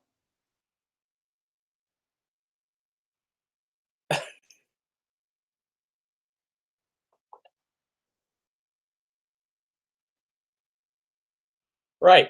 I accidentally closed the chat. I realized that. I was trying to move things around. I'm back, ladies and gentlemen. My apologies. But yes, I was about to take over, Seamus. So I know. Well, we thought Brian was going, and it was actually me. Yeah. Unfortunately, we got that sorted out. We got it bloody sorted out. Like, it's so well sorted, you wouldn't believe. So yes, I'm back. You know, I can't do one of these streams without messing up somehow. It's a tradition. So I'm back. I love you guys. Any questions that y'all have now? I really want to move towards the patrons, because I promised you guys that I'd be loving y'all, interacting with y'all. And I want to hear some questions from you people. So what's your like top 5 YouTubers? That's a good question. So are you asking what YouTubers I enjoy from like a political perspective or just in general? In general. I'm gonna get even more specific here, because I can't just answer questions directly. I need to be a pain in your butt. Are we also asking, like, there are multiple ways I can answer this as a YouTube creator, because there are some channels which I don't actually enjoy from an entertainment perspective, but I greatly admire their work just because I recognize what goes into this kind of thing. And so, like, from artistic perspective, you know, I really like Sci-10 Atheist's channel. Again, they're way more over the top than I am, but they've done a really good job creating an animated style which looks nice, but can also be created quickly. So Sci-10's a good YouTuber. I don't get a chance to watch them that often, and part of that is because they don't upload very often anymore. But I like H3. And let me throw this caveat in here before I even continue to answer the question. I am so busy animating, I just don't have time to watch a lot of YouTube anymore, which sucks. Most of the channels that I still keep up with are channels which produce podcasts, because I listen to that stuff in the background as I work. So, you know, again, Jordan Peterson's channel, Ben Shapiro's channel, Steven Crowder's channel, Dave Rubin's channel. I just find phenomenal value in being able to listen to their opinions and perspectives as I work. Yeah, in terms of like visual stuff, I started watching Ed Basemaster, I believe it's how you pronounce his name, recently. He's a YouTube prankster. Don't jump on me yet. He's very different though. He's not like some jerk who goes out and just assaults people and goes, "It's just a prank, bro." He's this guy who does these like super silly impressions, and he's a really talented actor, and he just does a bunch of different like characters in public, and people react to them, and he's pretty funny. So he's someone I watch. Again, H3, some PewDiePie, iDubbbz, and then like, Shoe on Head and Chris Ray Gun, I really enjoy. And then in terms of animators, I firmly believe that the most talented animator on YouTube is Harry Partridge. Harry Partridge just blows anyone else out of the water. He's so funny. There are some YouTube creators who are no longer uploading stuff anymore who I greatly admired. I love Zach Cadle. I loved Chris O'Neill, but because YouTube killed animation, there aren't as many. So sorry. Yes. Any other questions? Yes. More questions. I was looking to the super chat for questions, and I just realized I wanted you guys to answer. Any questions you beautiful people have? It looks like JP had posted in the chat a question. What about podcasts? Is that it? Yeah. As mentioned, I like to listen to the Ben Shapiro Show. I listen to Waking Up with Sam Harris quite a bit. This is something which is interesting. Oftentimes, we ally ourselves with like people who only agree with us on one issue, because the world's becoming so increasingly polarized, and there's so many absurd views out there that as long as someone makes sense on one issue, we like kind of start to worship them, which is like bizarre and bad. But one benefit of that is, you know, when they start speaking on issues where you disagree with them, you start to get a perspective you ordinarily wouldn't. So Sam Harris is someone who I disagree with on most things, aside from his like perspective on Islam and, you know, progressivism and identity politics. But when I listen to his podcast, he has all sorts of guests on who say things which, again, I consider to be wildly incorrect, but it's an interesting perspective most of the time. So yeah, Sam Harris. It's called the Waking Up Podcast. I also recommend just anything Jordan Peterson does, anything Ben Shapiro does, and of course Louder with Crowder. Any more questions from you beautiful people? Oh, left or right Twix? The right Twix is better. That's not like the fact that you would even ask that. The right Twix is better. It's not even. I mean, so do you just throw away the left one then, or do you? Well, I'm not going to eat it, Kevin. Okay. Well, as a fat guy, I feel shame. Well, maybe that's the problem. Maybe that's why I'm so scrawny. If I started eating all of my Twix, like I might put a little bit of weight on. It's because I don't eat that second Twix because I'm not going to. It's disgusting. You don't watch TYT? I'm shocked. No, I know. I should watch TYT. How old are you? 23 years old, baby. So more questions from the more questions. I know this is like a bit awkward because I'm also reading the super chat. And normally, I said normally weird. Normally, it's just me and you guys. So I'll try not to distract myself for a moment. Usually when we do Google Hangouts, like you guys just ask me questions. And this is a good preview for anyone who's considering donating at the $2 level or greater on Patreon. I do Google Hangouts with fans. So let's give them a sample of that, guys. What are our Google Hangouts usually like? Usually it's just jokes, and you end up doing a lot of impressions or your normal characters that you do. Yeah. Those are you guys want to get that? You guys want to get that started up? What are some things you want me to do for you? I'm here to entertain you guys right now. All right, I got to make this a good show.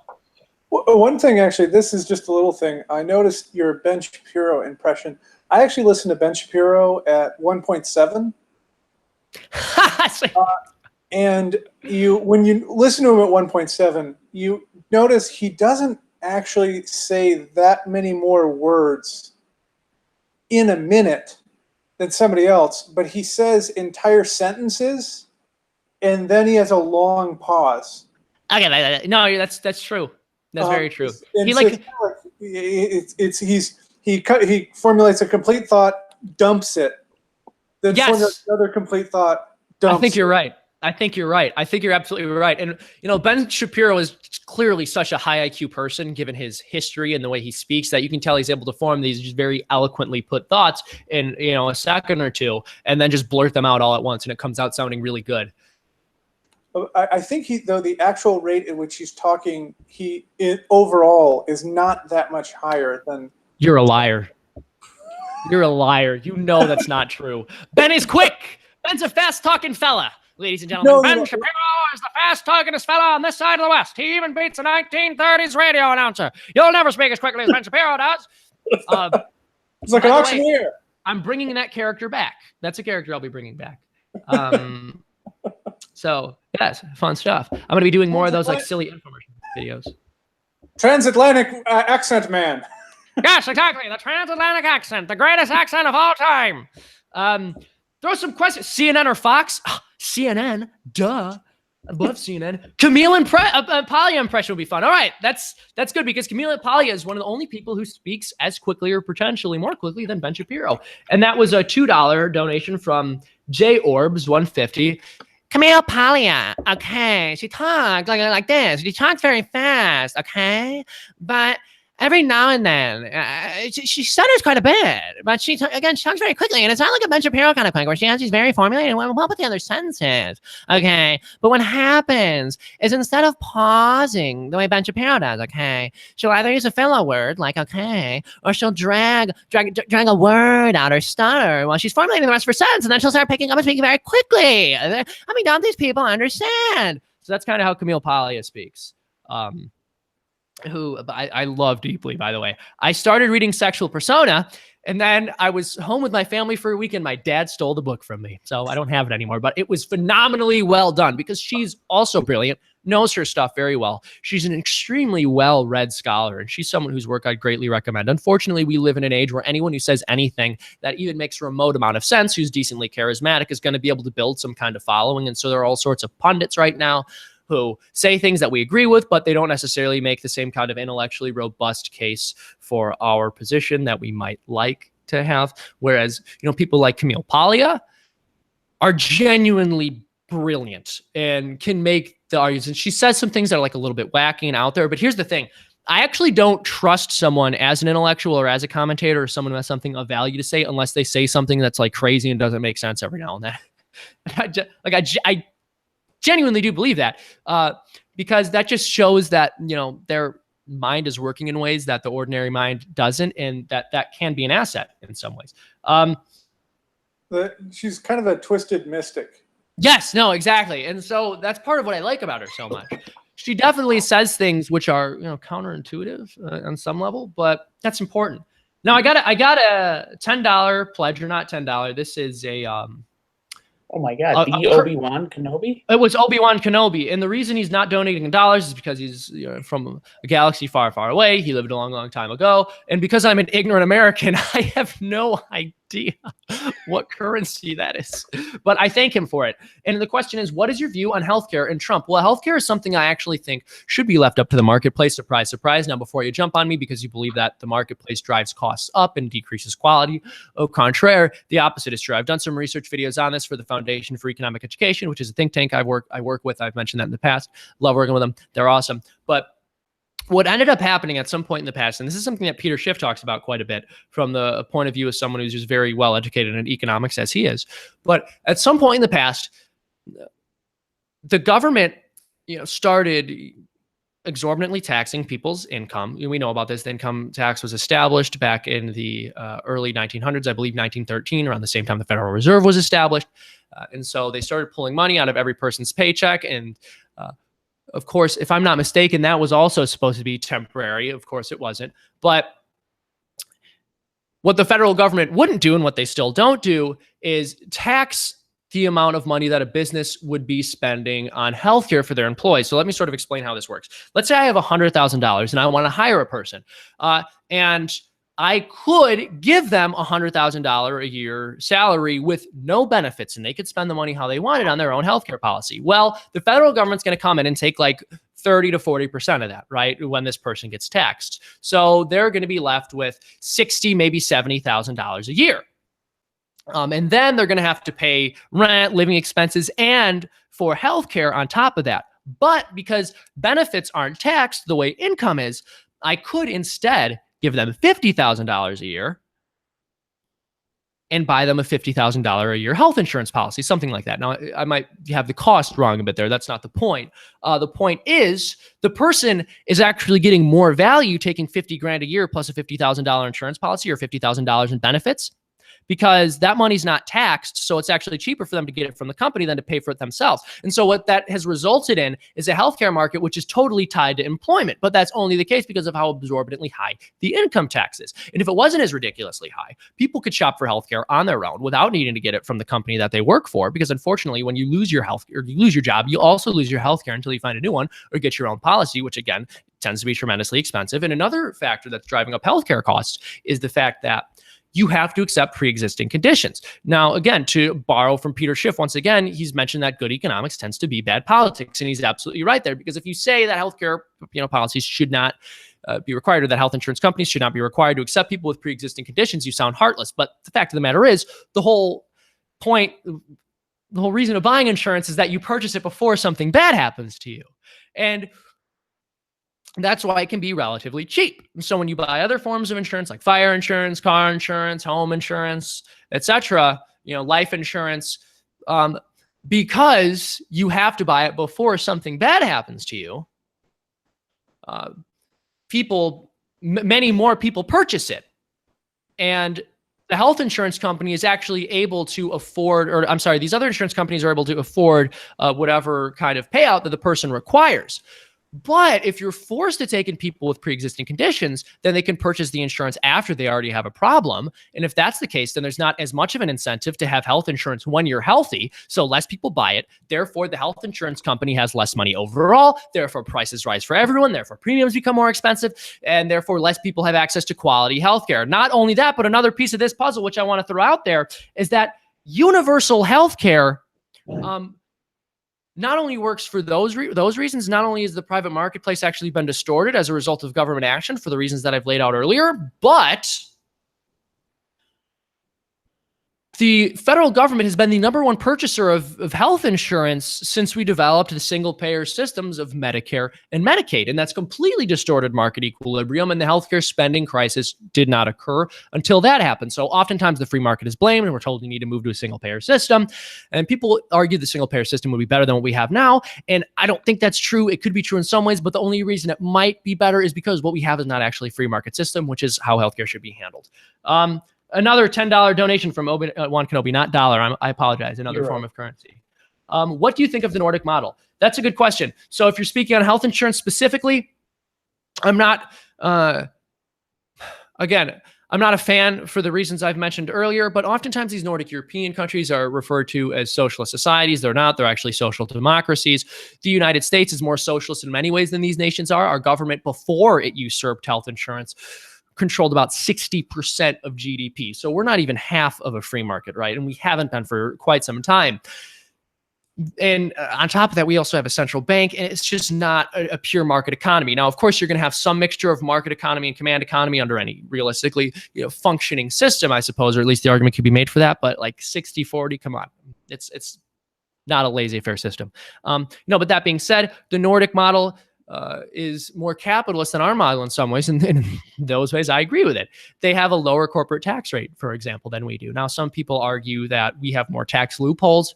Sure, that could be true. So it's a bit more nuanced than that. But yeah, they're more capitalist than we are in some ways. And that's why it works. In many of these Nordic countries, by the way, their health insurance companies and other like social welfare programs have started to fail.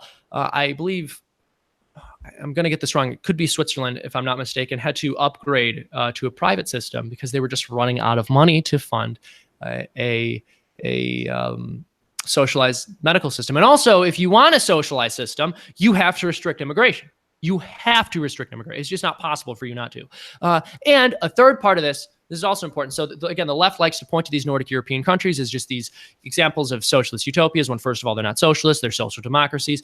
And also the only reason they're able to function to the extent that they do is because there are some realities of the world which the left either does not like to acknowledge or would rather change. And I'll give you two examples of these. First of all, they have strict border control, which the left does not want and has never wanted, but strict border control is necessary when you're living in a socialist state or a social democracy, any government with a large social safety net. And also the reason they're able to afford this is because the United States has a massive military, and we have our own militaristic interests to explain that, but it's also because we need to compensate for the fact that we have mostly weak allies, and Denmark and Sweden and Norway and Switzerland don't need to spend a lot of money on their militaries because they can mooch off of ours if anything bad ever happens to them. So that's why they're able to afford these things. So the left would like to shrink our military. And I don't entirely disagree with them that we should cut back military spending because I think there's a lot of embezzlement there, and I think the money is spent inefficiently. We could have just as good a military with less money spent on it. That's something I'd be happy to get into in another educational video.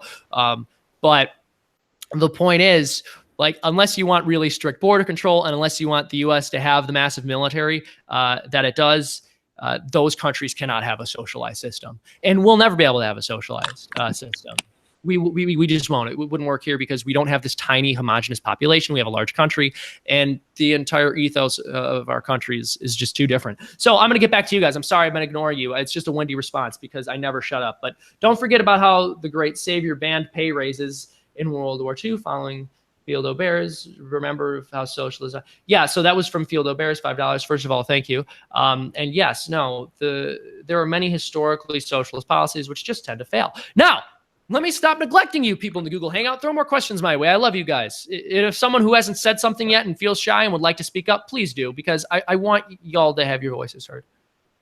Well, first of all, euros is what the money was. Oh, yeah, it was. That was euros. And you know what? I actually know that because I have dealt with clients who deal mostly in euros. And so that's really embarrassing that I got that wrong. It's like one of the most basic ones I should know. But I apologize. So I know the chat went crazy. It was like euros. I'm such an idiot. So any other questions you guys have? In the Google Hangout. I want to hang out with you guys for a second. Go ahead. One thing I just wanted to add to with the Scandinavian countries is there's several U.S. states, if you live in them, you actually have a higher tax burden than most of the Scandinavian countries, because in the US we tend to have more taxing authorities. So people make the comparison, they'll compare like the federal government spending on something to the overall spending on something in Europe. When That's a good point. Is state and local government spending. So Yeah. you need to add like 20%. And if you live in California or something, it's like 25 or 30% of state GDP is state government spending. Yeah, no, that's true. And so part of what was done with this recent Trump tax cut, which like wasn't totally a tax cut, some people had their taxes raised, but what he did, and honestly, to be a little bit cynical, I think part of it was that he was kind of trying to teach some of these very authoritarian leftist states a lesson. They charge these exorbitantly high income taxes, and people can write that off of their federal income tax. And so part of me thinks maybe some of the policymakers who are writing this tax bill said like, all right, you want massively high income tax? Let's actually have you suffer the consequences of that and own up to some of the burdens required. And so part of the bill states that like if you're making over a certain amount, which I think is more likely in these states, and your tax is therefore over a certain amount, like you can't write off your property tax or state income tax or something along those lines on your federal income tax. So now these leftist run cities with insanely high taxes are actually suffering more so for having insanely high taxes, which needs to happen so that they'll actually maybe consider cutting spending. But that's just wishful thinking.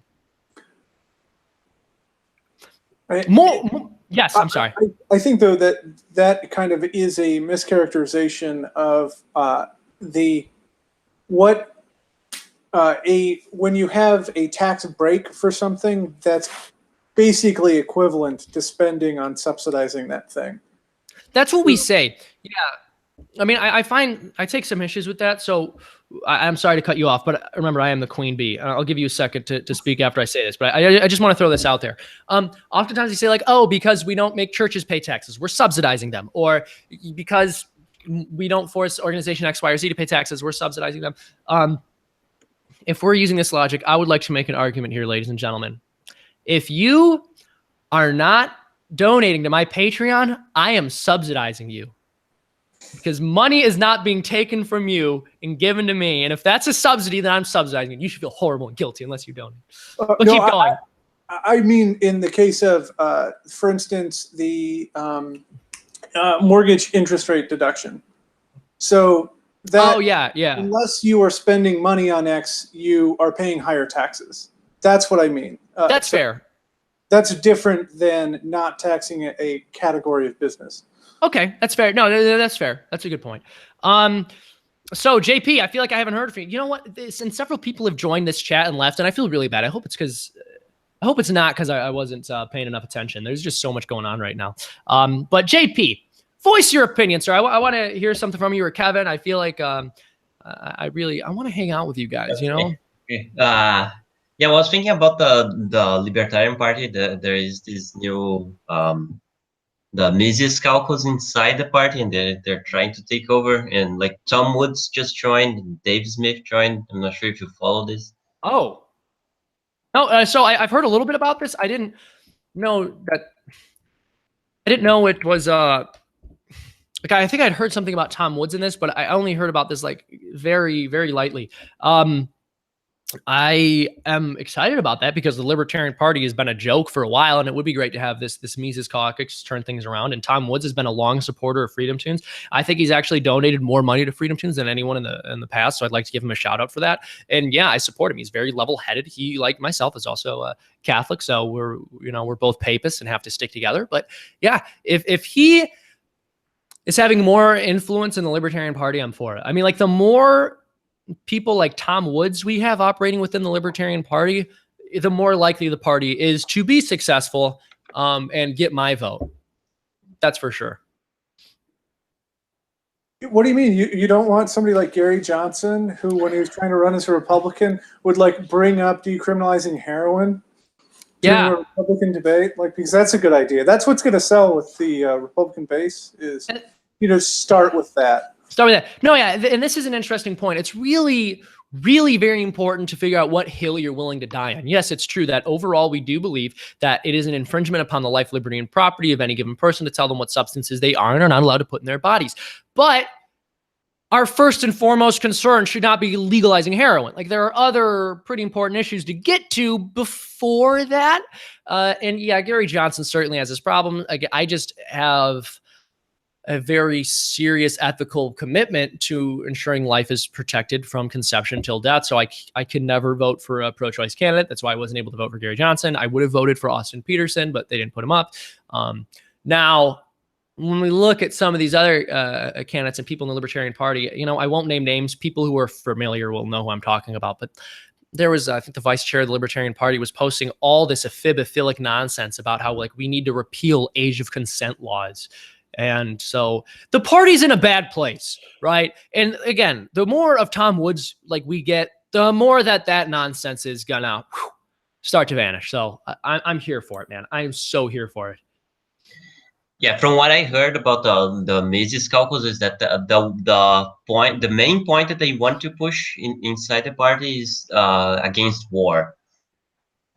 Like they want to have the Libertarian Party be known as the anti-war party, because the other two are already pro-war, every war. So it's No, I agree with you completely. And here's where I think the Libertarian Party could gain a lot of ground. If we legitimately became a force against the welfare warfare state, it would just be a massively popular party, and it would actually have a chance, because most people are against those things. Even if they have sympathy to the poor, which most people do, which I do, I believe firmly in private charity. People recognize that the welfare state has only been destructive to low-income communities. It is just bait on a hook to get people dependent on the government for the rest of their life so that they will constantly re-elect left-wing politicians because they can threaten to remove that person's livelihood any and every time they're up for re-election.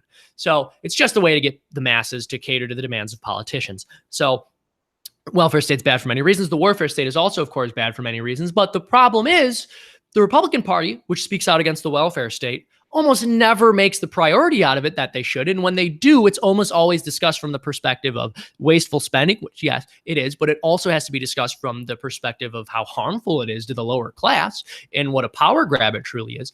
And yeah, of course, when it comes to the left discussing the warfare state, they stop caring as soon as a Democrat is in office. Or, you know, if it's UN sanctioned. One thing we heard so often during the conflicts in Iraq and Afghanistan were that they weren't UN sanctioned, so we shouldn't be at war. No, I don't care if the UN sanctions it. The United States is not just a pool of young men for bureaucrats thousands of miles away to send to fight and die in wars for people. That's not what we're here for, okay? So the idea that we should measure whether or not we as a country should use our resources and our young men to go off and fight wars because some people who won't suffer the consequences of the death that will occur as a result of their policymaking say that we should? No, that's ridiculous. So, of course, the left is completely, back asswards on that, but the Libertarian Party could genuinely be an anti-warfare state and an anti-warfare welfare state party. And we need that. And I'm so here for it, man. I'm so here for it. So more questions. I'm sorry. I know that was quite an earful. One question I have, thoughts with our current the healthcare problem. Yes. How do you get there from here is my only concern. I haven't heard great plans on how to spool down our system, because if you just pull the Band-Aid, it's going to take at least 10 years, I would say up to 20 years to readjust to a properly calibrated market. So there's no doubt that this is not something which is going to occur overnight. I completely concur with you on that. Part of the issue is that whether we want it to happen or not, our current healthcare system is just going to collapse. And any healthcare system with increased government action and policy and presence is also inevitably going to collapse, because you destroy market equilibrium, you corrupt incentives, and the purpose of the market no longer becomes to, serve the consumer. So I think oftentimes this conversation is had in the context of libertarian and conservative ideologues wanting to tear the system down. No, we don't want to tear the system down, actually. We want to save it. If you constantly add state bureaucracy and regulatory burdens to the healthcare market, you are causing it to collapse, whether you want that to be the case or not. And so I think the best way to start to solve the problem is to slowly return the market to the consumers and to the entrepreneurs and take it away from the hands of the bureaucrat. Again, I know that's no easy task, but I mentioned this earlier. The state did not get built into what it is overnight. It was put there one policy at a time, and that's how it needs to be pulled apart. So in terms of the first set of policies, I would do away with in order to get us on the track to a more free market system. The first thing I would absolutely do is repeal Obamacare, which of course the Republican Party has done a horrific job even attempting to do, because they're totally pathetic and they can't get anything done ever, even when they have majority and the ability. You know, for as many shortcomings as Trump has, and for as often as I say that, it was just ridiculous to me how many people blamed him for Obamacare not being repealed when the Republican Party had so long to formulate a solution to this problem and walk back the regulations. And Paul Ryan and his people just didn't do it because it's more profitable to campaign on repealing Obamacare than it actually is to repeal Obamacare. But I digress. I would repeal Obamacare. I would reconnect consumers with prices, and I would start to privatize Medicare and Medicaid. I think those are some of the big things that need to be done. Now, by the way, I could be wrong, and there are people far more well-versed in economics who have better solutions, but that's just where I'm coming from. So I would like to move to the chat just for 1 second before I get back to you guys. Justin Walker has donated $10. The dollar sign is one I do recognize, apparently, as opposed to the euro. Been a fan for a long time now, and it's great to hear you hold a prolonged conversation like this. You're making all kinds of sense. Thank you. You know what? I genuinely appreciate that. I really do. I'm a talker. You know, words just come out of my mouth. Sometimes they don't pass through the necessary filter in my brain, but I blurt things out and I say things that I believe in. And, you know, here I am being self-deprecating because I got a compliment and I'm horrible at taking them. So what I should just say is thank you so much. I love what I do. I love speaking on politics. What I wanted to do initially when I first began to cultivate an online presence was create some kind of podcast or, you know, vlog or something like that. I kind of came to the terms that the world didn't need more talking heads. What we actually needed was people who could create more entertaining content and get the opinions that we have across in a more consumable format. So that's what I focus on. But if enough of you guys like what you're seeing here, I'd be more than happy to start out some kind of podcast. If you all find value there, then no reason not to. It would take a little bit of time and effort on my part, but it could be a way to provide some value to you guys and also subsidize what I'm doing here. $1 from Anthony Weaker. Again, once again, horrific with pronunciations. Don't expect the guy who didn't know what a euro was to pronounce your name properly. Thank you for the donation. Totally blew off our question about birth control. What was the question? Ask again. And while I'm waiting for that question on birth control, any of you in the Google Hangout, throw something my way. Do you want me to do an impression? Do you want me to answer a question? Do you want me to tell you how much I love you? Anything. You missed another question there about favorite president. Oh, my favorite president? You know, that's a good question. Definitely Hillary Clinton, because she's my president. She won the popular vote, and people need to come to terms with the fact that she should be in the Oval Office.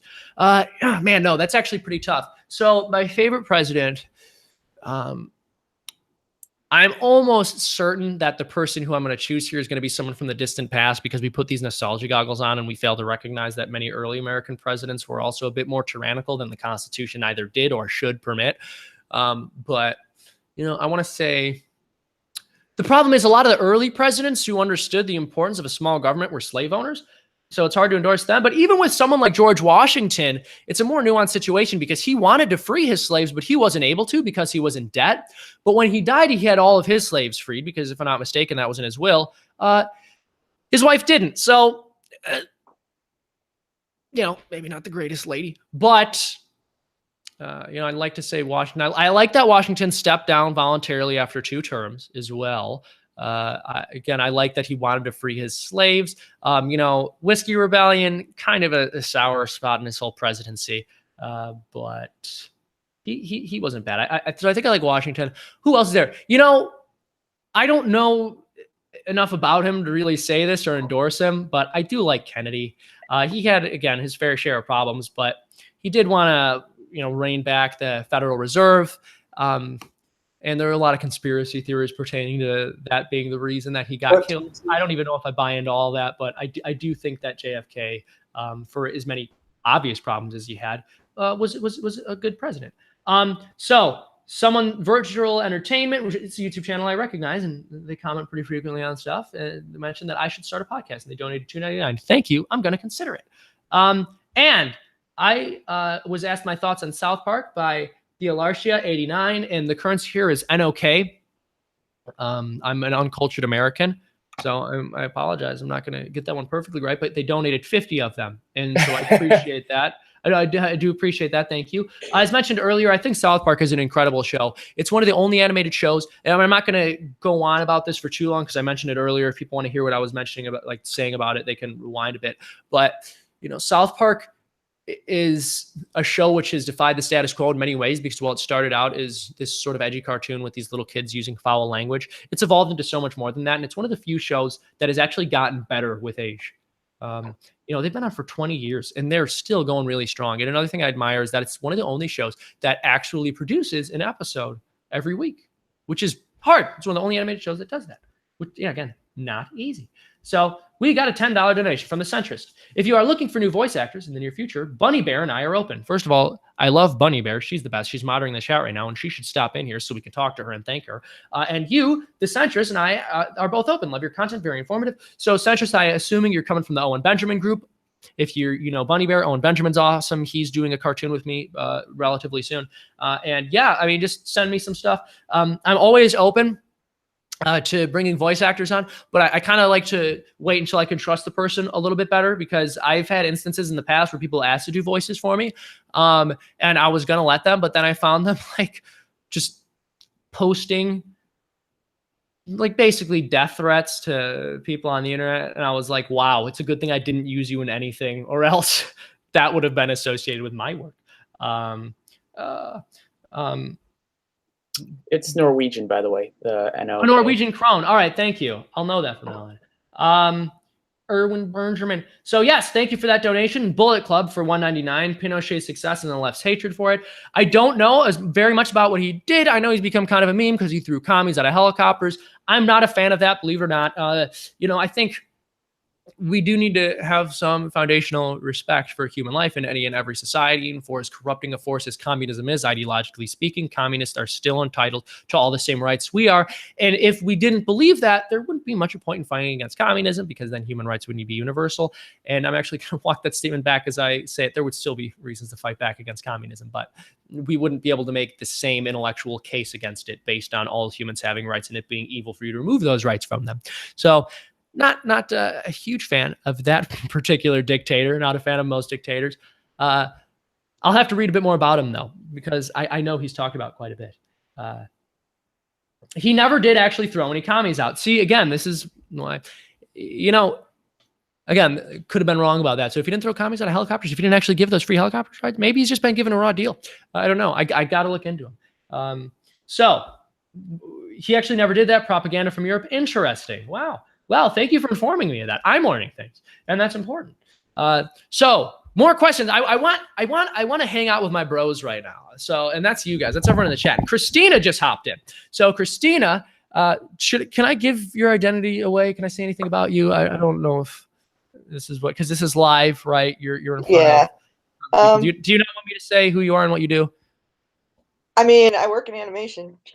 So Christina is actually Angela Merkel, and she got red pilled, and she's been donating under this alias. Now, Christina is an animator, very talented one. She's worked on some awesome stuff, and I really like her work and greatly admire what she's done. And she's also a donator, which is awesome. So we are mutual fans of one another, and it's great to have you in here. Now, this is interesting because usually Freedomtoons has a more balanced gender ratio in the chat, which you might not believe. But Christina's the only girl in here right now, which is the problem. I noticed that. I wanted to bring more balance to the force. Thank you. I'm glad. So Baxter donated SEK $20. What? Like I could just Google these things and not make myself look like an ass, but too difficult. Can you make a Freedom Tune on Drumpf? I did make a Freedom Tune on Drumpf. It was about the Space Force. Guys, watch that one. By the way, I'm going to mention this again. If y'all like this t-shirt, you can buy one, buy a Freedomtoons t-shirt or donate on Patreon, whichever you want to do. If you want to be a part of this Google Hangout in the frequent Google Hangouts that Freedomtoons hosts, which I host, donate $2 or more a month on Patreon. You can hop on in here today. And you know, if you'd like to support the show another way, please consider buying a t-shirt. And you'll also get a t-shirt if you donate 20 or more a month on Patreon. But back to you guys, the lovely people in my chat, people I'm hanging out with. Just send more questions my way. Do you want me to do an impression? Do you want me to talk about any issue which touches your heart closely? Or you have other questions about behind the scenes stuff? Just feel free to ask away. I have a question.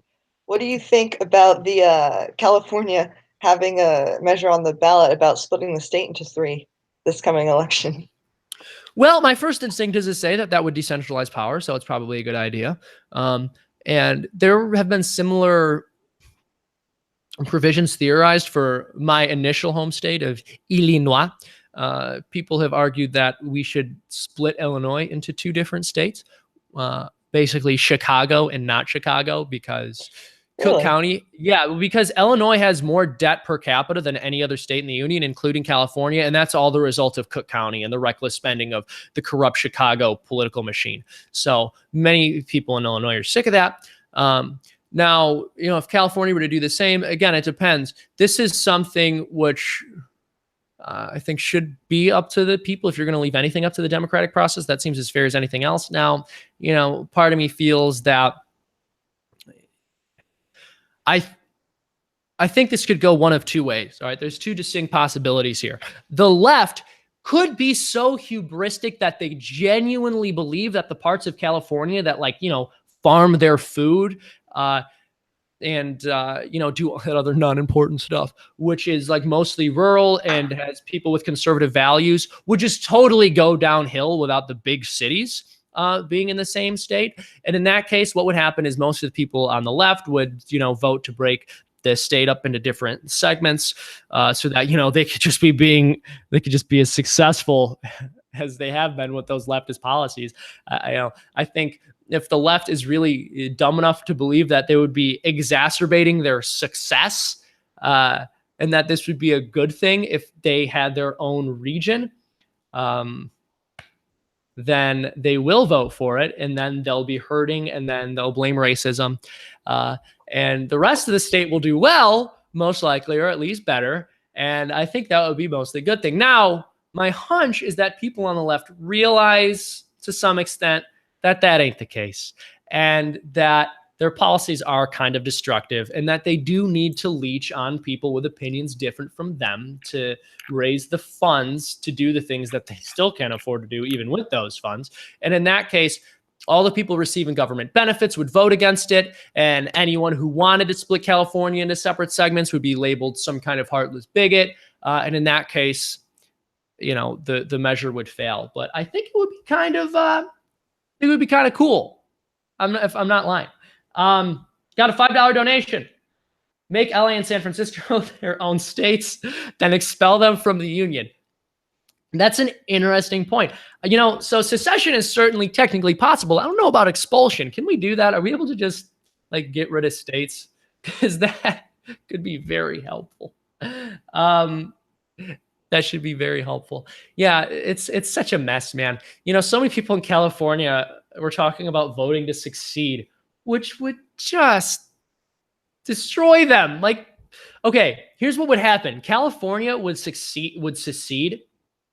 This is almost exactly what would happen, I guarantee you. If California did secede, they would sit there and complain about the fact that they were no longer receiving the benefits of being a state while they were no longer fulfilling the obligations. I can almost guarantee that what would happen is California would secede. They would expect that they no longer needed to uphold their responsibilities as a member of the union because they technically wouldn't need to because they're not part of the country. But then anytime the federal government walked back its financial support for California or stopped backing it up in any other way, stopped providing it the federal funds to keep its infrastructure up, they would claim that that was because of racism. So they probably want to have it both ways. Someone in the chat mentioned it's actually a very small group of Californians who want to secede. Yeah, I don't doubt that. Back to the hang out. How's it going, guys? More questions you want to throw my way? My loves, my pretties, the people. What about Texas seceding? What's that? What about Texas About seceding? Texas. You know, I don't know if that would be a good idea or not either, but I think Texas would be doing a lot better than California if they seceded. I could be wrong about that, by the way. I'm not too familiar with the economic situation there, but I do know that they have a smaller federal government and that, you know, they, well, I'll put it to you this way. So people talk about this massive border wall, which I imagine would be federally funded because you're keeping people out of the country in general. But, you know, we're still going back and forth about how something like that's going to be paid for. But let's say Texas did secede. They would become responsible for their own border security. And then Texas would probably build some kind of wall to, you know, to restrict the unmitigated flow of third world people into their country, driving down market equilibrium and lowering everybody's wages, etc. And by the way, this isn't me necessarily saying that you know, immigration is always necessarily a bad thing, but again, like when it comes to having a welfare state, can't have it, etc. Though I imagine Texas would not have a welfare state. Point being, I think if Texas seceded, they would probably build their own border wall. You know, get called racist for it. It might be expensive, you know, whether or not it would benefit Texas as a state, the jury's out on that, but it would be a very different scenario. And now that I've said this, actually what I'm more interested in pursuing as sort of a thought experiment is what would happen if each individual state had to like pay for a border wall? It would be kind of counterintuitive, right? Because what could happen is the liberal states, which didn't want a border wall, wouldn't put one there. And then people could just sneak from those liberal states to the more conservative ones, which did build a border wall.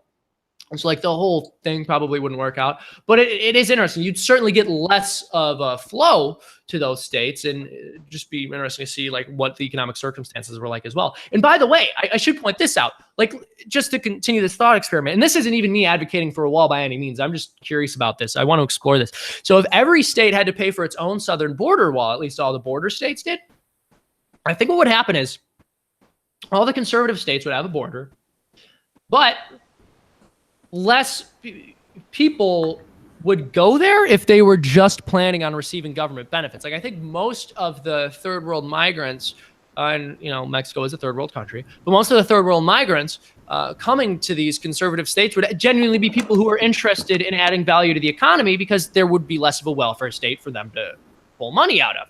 And so what would happen is the liberal states, which didn't have a wall and which have this welfare state, would end up becoming economically unsustainable. But I don't know. Again, it's hard to make these kinds of predictions.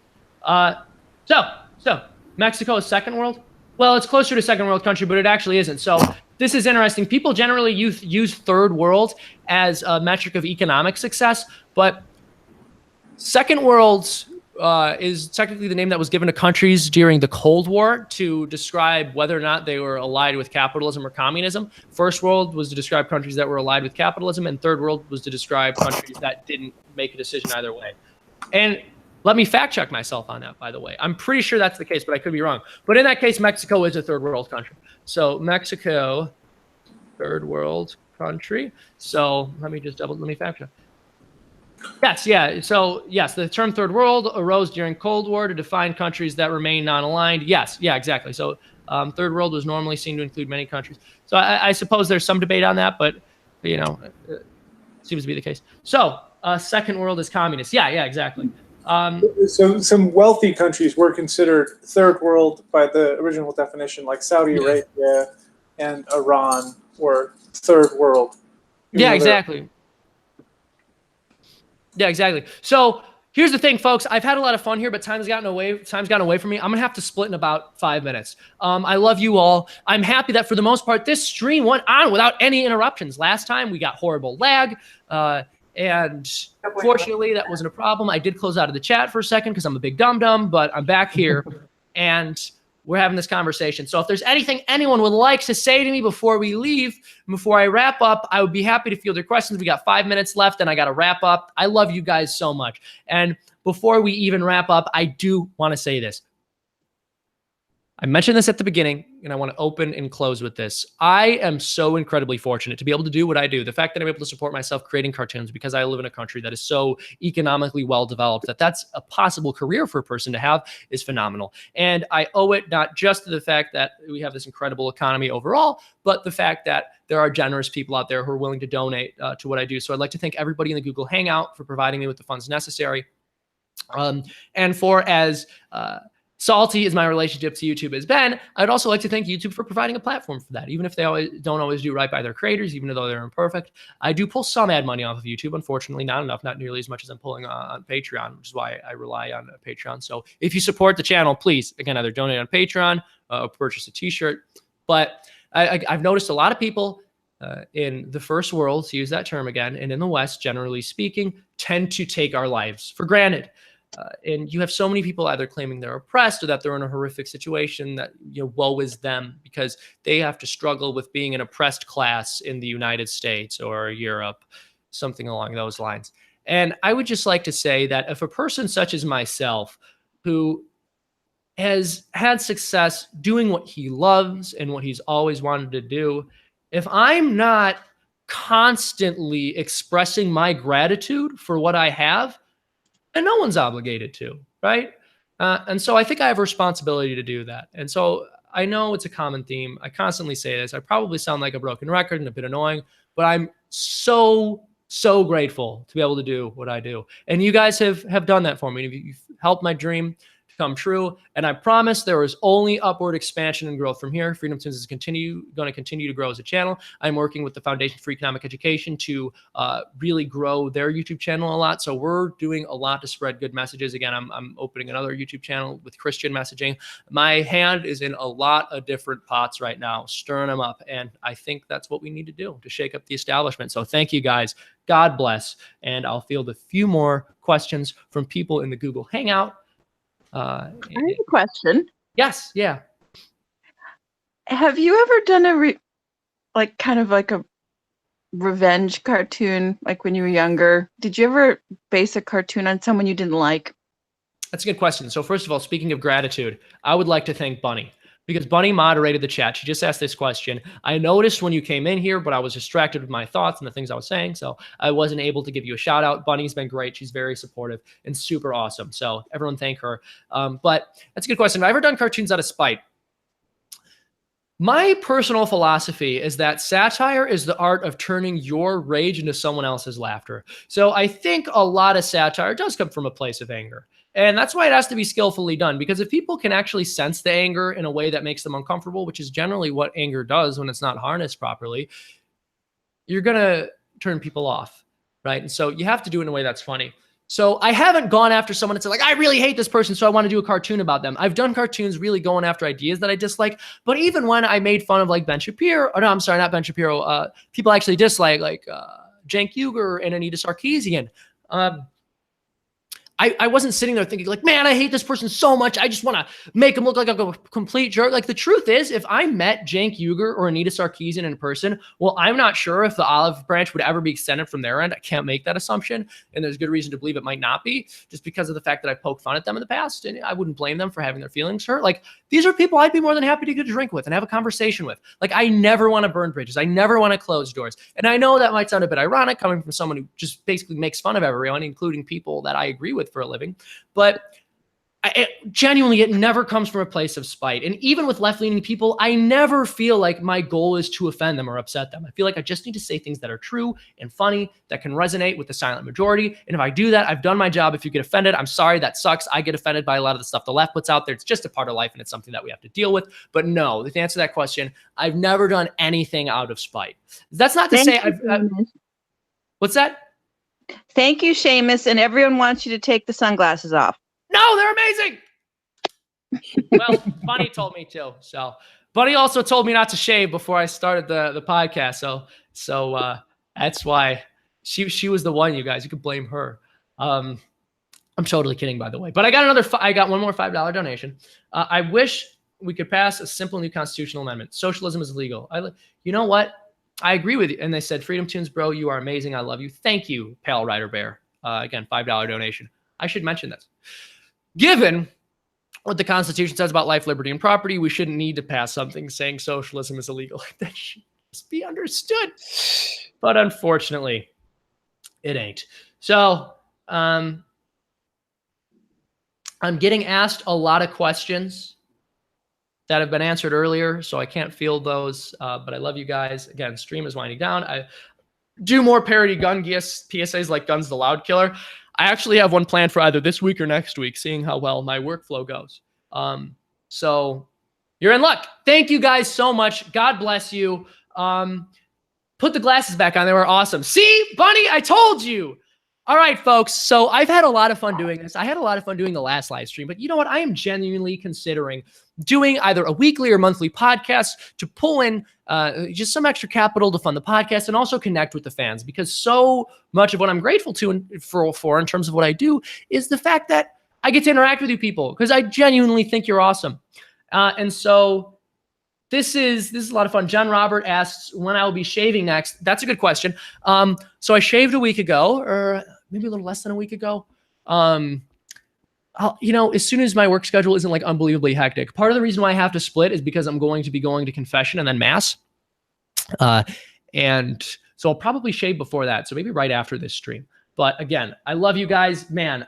I really wish I could stay longer. Like, I really wish I could stay longer. You have no idea how bad it hurts me to step away from this right now. But again, if y'all love me, you know, and you really want to support the show, and you can't, you know, afford the t-shirt, which there's a link to the description to buy. You can't afford to donate on Freedomtoons and possibly get a free t-shirt or be in the live streams. You know what? You can support the channel by commenting, subscribing, liking, and sharing the videos, right? Because word of mouth is pretty important. And I just want all of you to know you're amazing. You have literally given me my dream. Before I get too sappy and emotional, I'll just say that my life has gone about as well as it could up to this point in many ways. I know that seems like quite a heavy statement to make, but I think it's a theme I'm hitting on. Like, I think it's important to be grateful for everything. And so maybe that's the one thing I want to leave y'all guys with, is just whatever your circumstances are. I know it's easy for me to say because of how incredibly blessed I am. You know, I came from an incredible family who I love so much. I have a great relationship with them. I love what I do for a living. I get to express myself artistically, and it's just, I don't deserve it. I don't deserve it, but I'm so glad to have it. And I have you guys to thank for that. So you can't see the tears because of the sunglasses. That's why I wore them. But I really think you guys are awesome, and I want to thank you so much for that. So God bless y'all. I'm about to split. And again,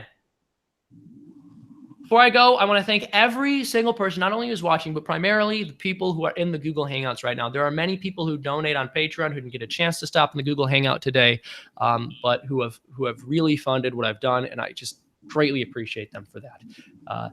And I promise you guys, I do work my tail off to get these videos done from you. So I hope that, you know, in some way I'm earning this.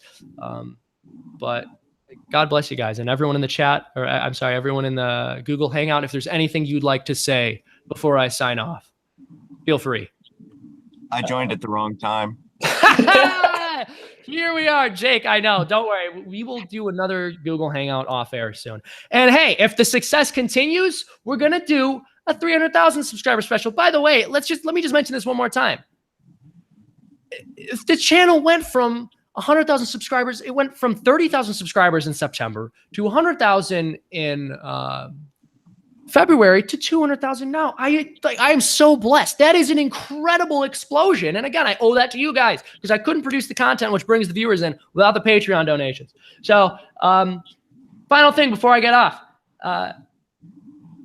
What do you guys want to say? I know you said you joined at the wrong time. I just want to hear something from every single person in the Hangout right now before I split.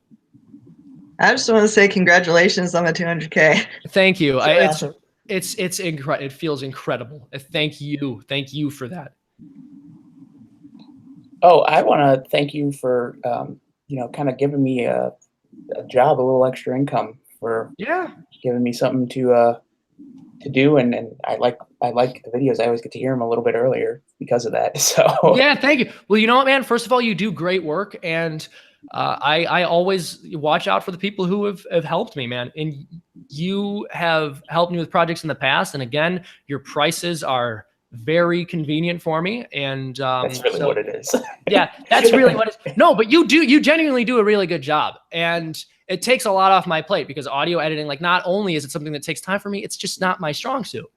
So you can improve the quality there, and I appreciate that. And yeah, man, anytime a client who I'm working with needs audio work, like you're my guy. So I appreciate you. Well, thank you. Of course. Anything else from you beautiful people before I sign out? Congrats. Thank you, brother. Thank you. It's well deserved. Thank you. I appreciate it. You know what? Honestly, like, congratulations to you guys as well, the donors, like I said, because like this achievement is not just mine, right? It's something I was only able to do because of how much has been given to me. And it's the achievement. I'm going to give some shout outs here. I can't believe I didn't do this. This is going to be the last thing I say before I sign out. So does anyone have anything else to say, or can I? Oh, yeah. No. Okay. So let me say, since I first started Freedomtoons, Patrick O'Burley has been helping me whenever I didn't have time to get stuff done. Like, again, I started this right as I was starting college, so very busy. And I did all the cartoons by myself initially, and then my buddy Pat O'Burley, great guy, he started doing the lip syncing for the animations when I didn't have the time. And of course, I started paying him, and I do compensate him for his work. But yeah, so Pat O'Burley, he's my right-hand man at Freedomtoons.